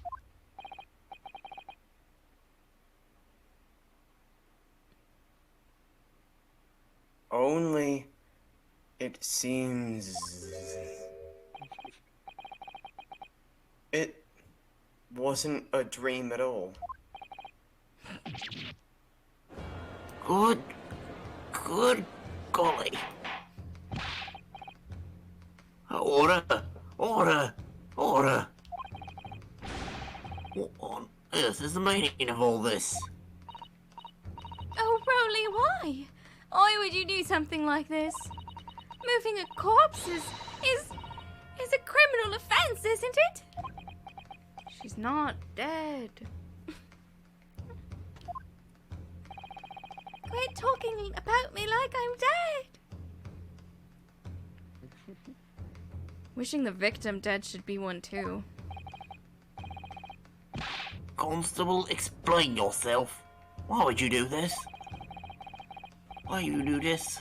Why you do As a this? respected member of Scotland Yard, your duty is to protect the good people of London town.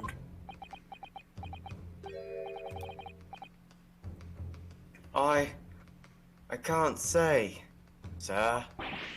She'll hit me. What?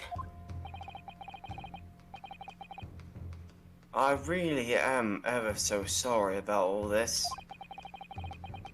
For damaging the Yard's reputation, for everything. My boy is losing his job. I have a possible explanation for why, on that particular evening, Constable Beat felt compelled to move the scene of the crime. I can think of one reason. What? How could you possibly know? You, a foreigner, presuming to understand the mind of a Scotland Yard policeman. That's racist. And yet, Lord Van Zeeks is this foreigner who has uncovered the startling truth of the matter thus far. Face judge. Get Not fucked. you bitch. I believe it would be beneficial to the court to hear this extraordinary young lawyer's theory. I'm extraordinary. Thanks, Judgy. Counsel for the defense, if you please. Yes, my lord.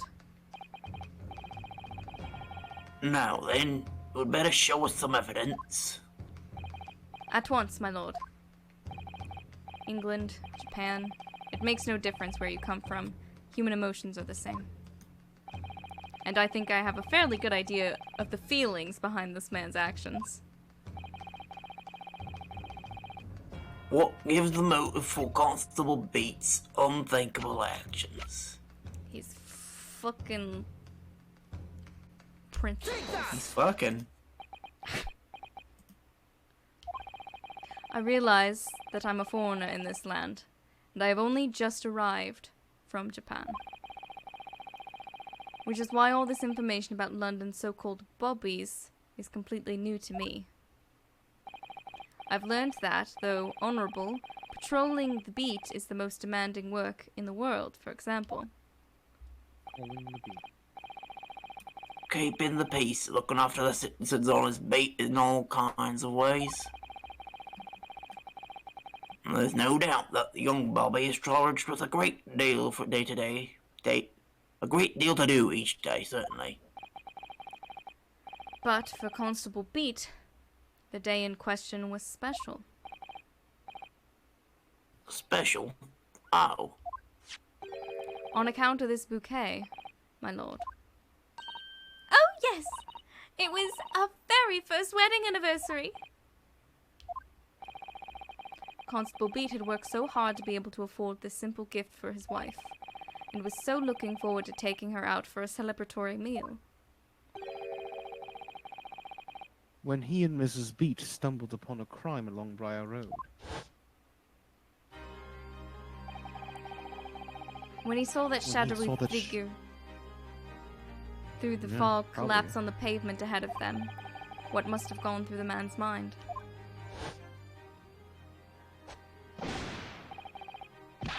But sir, just on that particular day, I was looking forward to celebrating my wedding anniversary.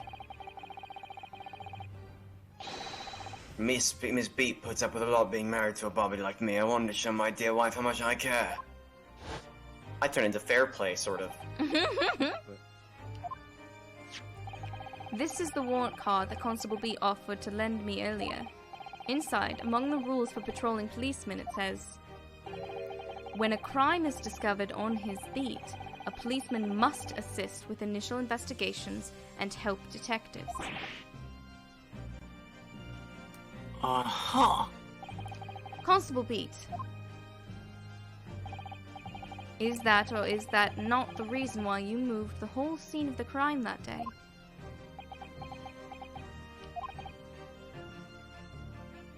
Yes.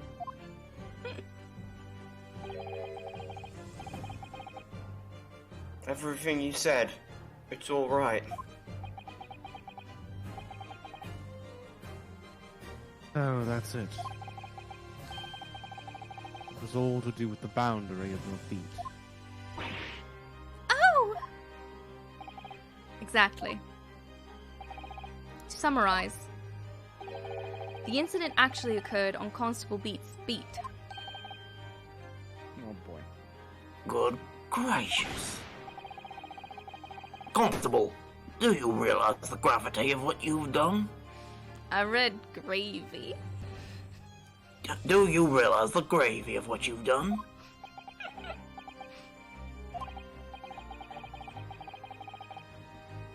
It was the first time since I became a copper that I'd ever cursed God. What? Jesus. Stay close to me, Pat. The criminal could still be lurking somewhere. As we ran over to the scene, I had every intention of doing my duty as a police officer. We got to report the station as quickly as possible.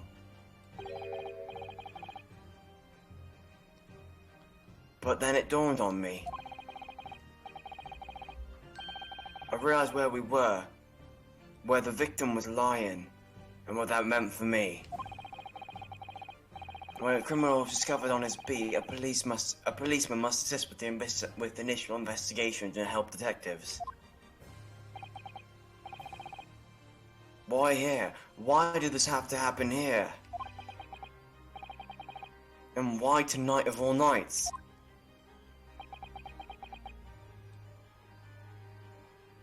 Why?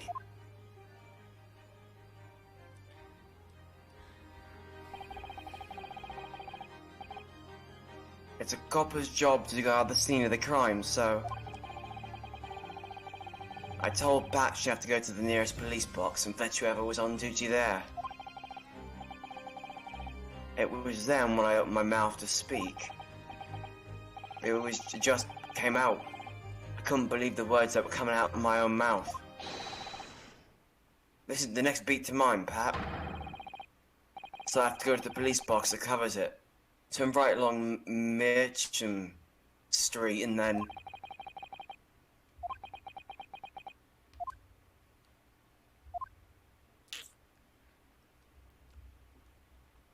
Susato.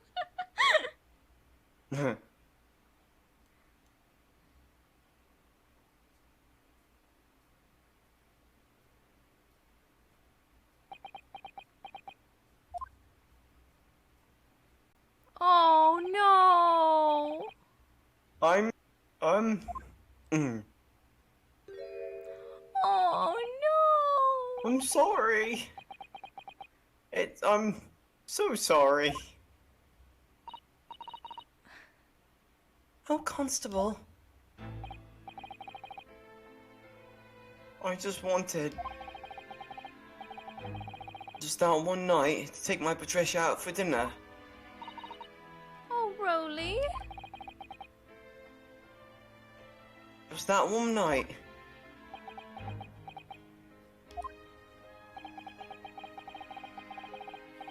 You knew that if the incident was on your beat, your evening of celebration would be ruined. And so you decided to move the entire crime scene outside your jurisdiction. Just across the street to the east pavement of Briar Road, which falls under the neighboring care.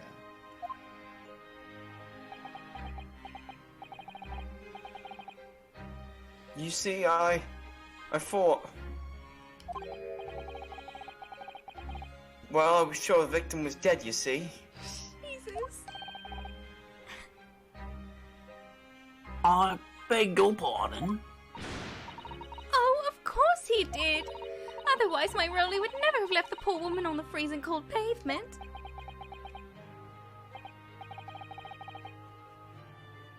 Oh, I see you mean now. Just lay on the fucking ground for 20 minutes bleeding out.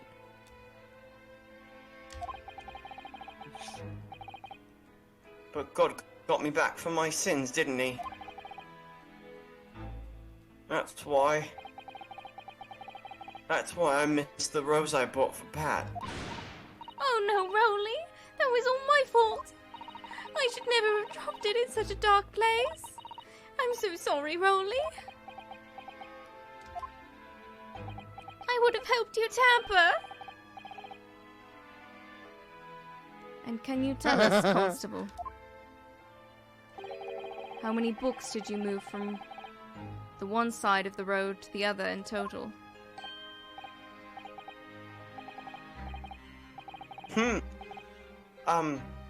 Four was, yeah, so definitely four. Was she grabbed the book? I think he put it in her hand. Cause she was still alive. Okay. Three of them dropped Mr. Natsume, and the fourth being the one that fell from the window upstairs in the Garrett household, of course. But what made you place the book into the victim's hand? When all the others scattered haphazardly around, I mean. Oh, well, sir. That's because that's how I found it. Oh, she probably did, like, lean over to pick it up, and that's how she got stabbed. Because the knife would have just, like, fallen out of the window. And so that's how it just ended up, like, dropping into her back. Mm-hmm. How you found it? What do you mean? When we first ran over to the scene, the victim was already holding the book. So when I moved everything, I made sure it was still in her hand. You're sure it was this book, The Lion's Pride, that the victim was holding?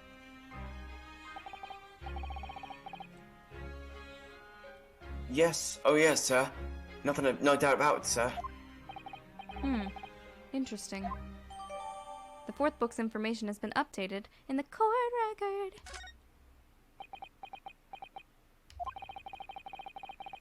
I thought it was an open and shut case at the time, you see. There were only two people at the scene, and Pat and me both saw it happen. However which way you looked at it, it had to be the fellow who ran off who'd done it, I thought. I couldn't see the arm, really. Didn't think moving it all over the road would make a jot of difference. I suppose this is it for me now. I've had it.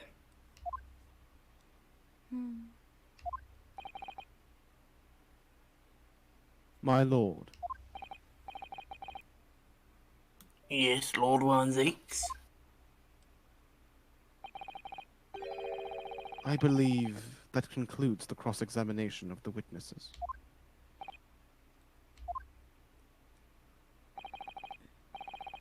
Constable, you may withdraw. Yes, sir. Mr. Prosecutor, sir. What will become of my Rolly? What happened to him?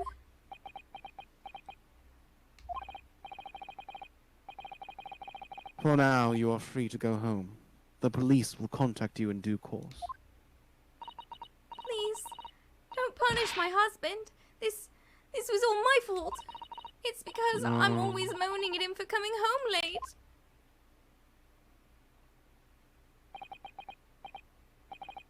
Leave it now, Pat. Let's go home. I'm tired. All right then. my love. One last thing, Constable. Sir? Let this be a lesson to you. In a criminal investigation, every detail matters, however insignificant it may seem to you. Yes, sir. Carve that lesson in your mind. And never again make the mistake of tampering with the scene of a crime.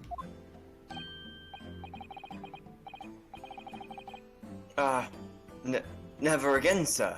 You mean to say? Leave. Now. This trial is not yet over.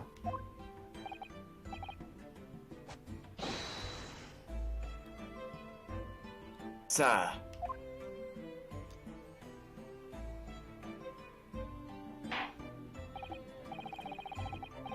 Well, quite a startling revelation, I must say.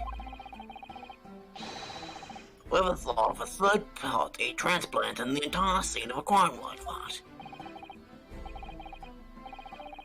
Indeed, my lord. Nevertheless, there are some immutable facts here. Principally, that the accused, Mr. Sosetki Natsume, is the only person who could have possibly committed this crime. Objection!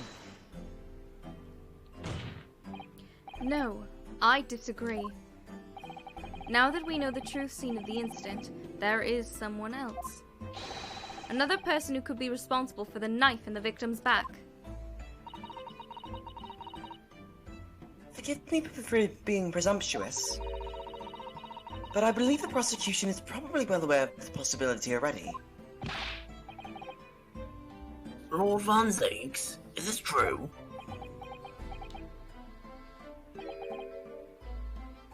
Very well. Name the person if you will, and if further investigation is warranted. The prosecution has no objection to the trial continuing. You will name this other person who could have perpetrated the crime. Susato. She did. Yep. Take that!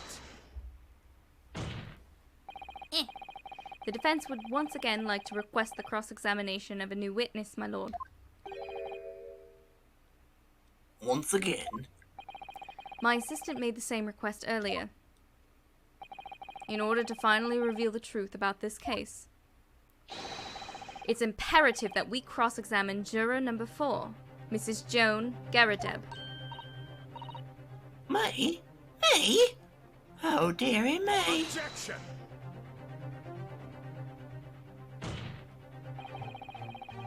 That request has already been denied. Objection! But the situation is very different now. Mrs. Garadeb, answer me this. What do you want now, you little toad? At the time of the incident, you were engaged in a violent argument with your husband, Mr. John Garadeb. In the course of the argument, a minor house fire was ignited, and to clear the smoke from the room, your husband opened a window that looks out over Briar Road. Well, what of it? You threw this book at your husband when he was cornered with his back against the window. Upon striking the pane of the open top-hinged casement window, the book plummeted directly down, finding its way to what we now know to be the true scene of the incident. Yes, as I said, what of it? During the argument, you were beside yourself with rage. As such, you threw not just books, but anything you could lay your hands on.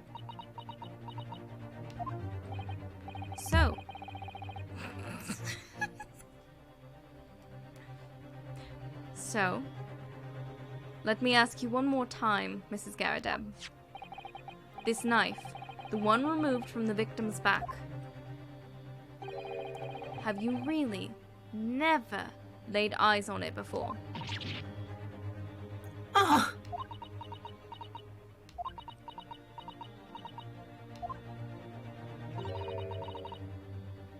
don't recall it. Liar.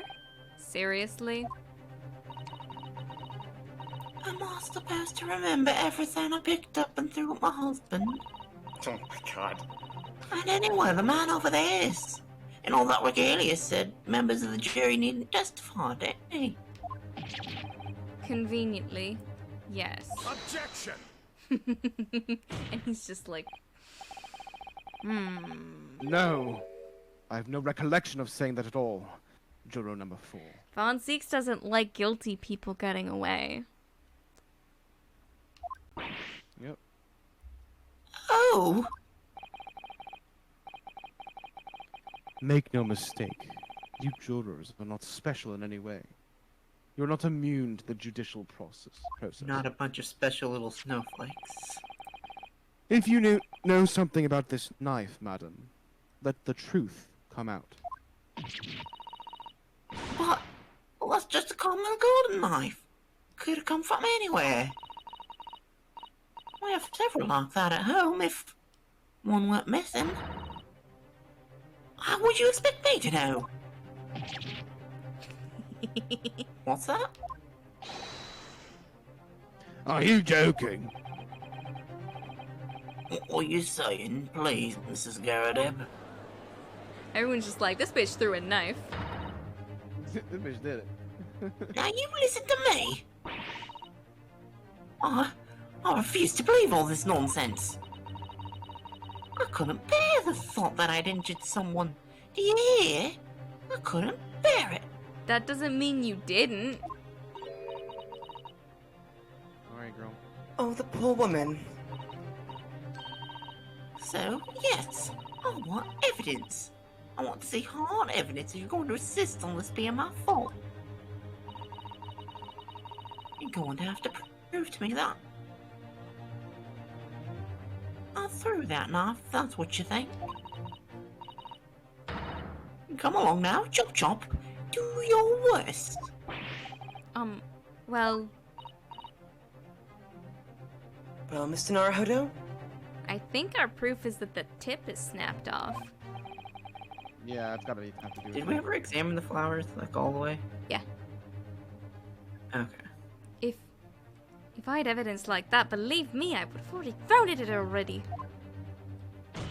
I thought was that maybe the tip broke off and fell in the flowers, and that's where it was? Then take the stand, juror. Oh! The prosecution does not object to the defense's request to cross-examine this woman. Thank you, Lord Von Zieks. Yeah? I'm going to have to testify. Mm-hmm. Juror number 4. As I'm sure you will appreciate, having observed it with your own eyes today, witness testimony can lead to the most extraordinary truths being unearthed. Truths of which the witnesses themselves may not have even been aware. Oh, dearie me. So I demand your full and unadulterated testimony, Mrs. Garadeb. And mark my words, this court of law today we shall extract the truth. Do you concur, counsels? Certainly, my lord. Oh, that's what I'm hoping for, my lord. This is fun music. This is such a strange feeling.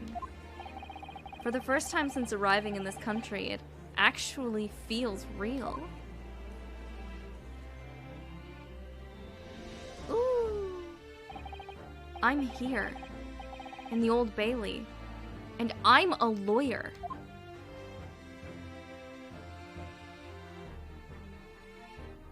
I'm a real boy. You think we should? Yeah, this is a good. This is a good. We went full on without break this time. Yeah. I was like, damn, this case is long. But it looks like we'll finish it next time.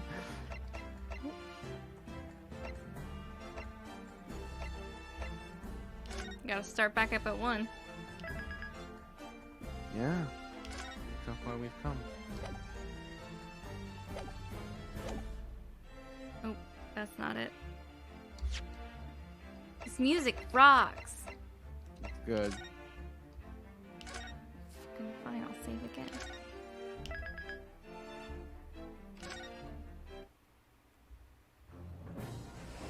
Alright. Yes, this very day, next week, the truth, the rumor come out. Is Mrs. Garadeb's murder attempt? If this is true, then this is going to be the second time in this game that we have a Accidental oops, injury. Whoopsies. One somebody. One Well- accidental someone died, and one accidental someone got injured and is in coma. Right. That's 2 oopsies. It's a lot of oopsies. Hmm. Oops. You didn't talk for a while, Miles, and I thought maybe that you did fall asleep. No, I am awake. I just had nothing interesting to say. Yeah. Fair enough. And then still didn't, but I also realized I hadn't talked in a while and I wanted to reassure you that I was still here. Oops. Oops. Well, thank you guys. Sums up a lot of things. Yeah. Thank you guys for being here and voicing these weirdos with me. That's so fun. This very day next week we will be back with more The Great Ace Attorney Chronicles, and I believe we should actually finish the case. I should hope that Mrs. Garadeb's testimony is the last one. And then we'll get to start the final case? Or is there 2 more? Final. We'll get to start the final case of Yeah. Oh, the damn. first half of this game. Yeah. Because they're the same game now. Yeah, that's gonna be it for me tonight, folks. I'll be back for sure Sunday for more Ultra Despair Girls. And then Tuesday, I think we're gonna do Doom. Nice.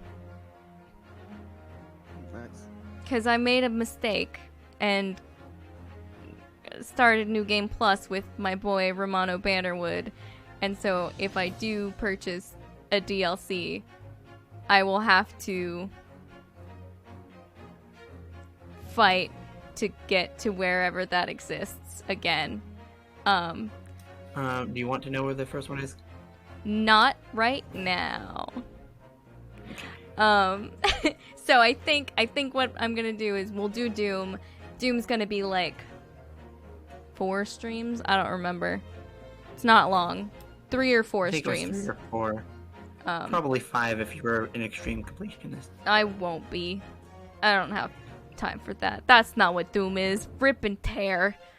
Fucking go fast or go home. Anyway, look forward to that. And we'll see you guys next time. Have a good night, everybody. Good night. Bye. Bye. Good night. Bye.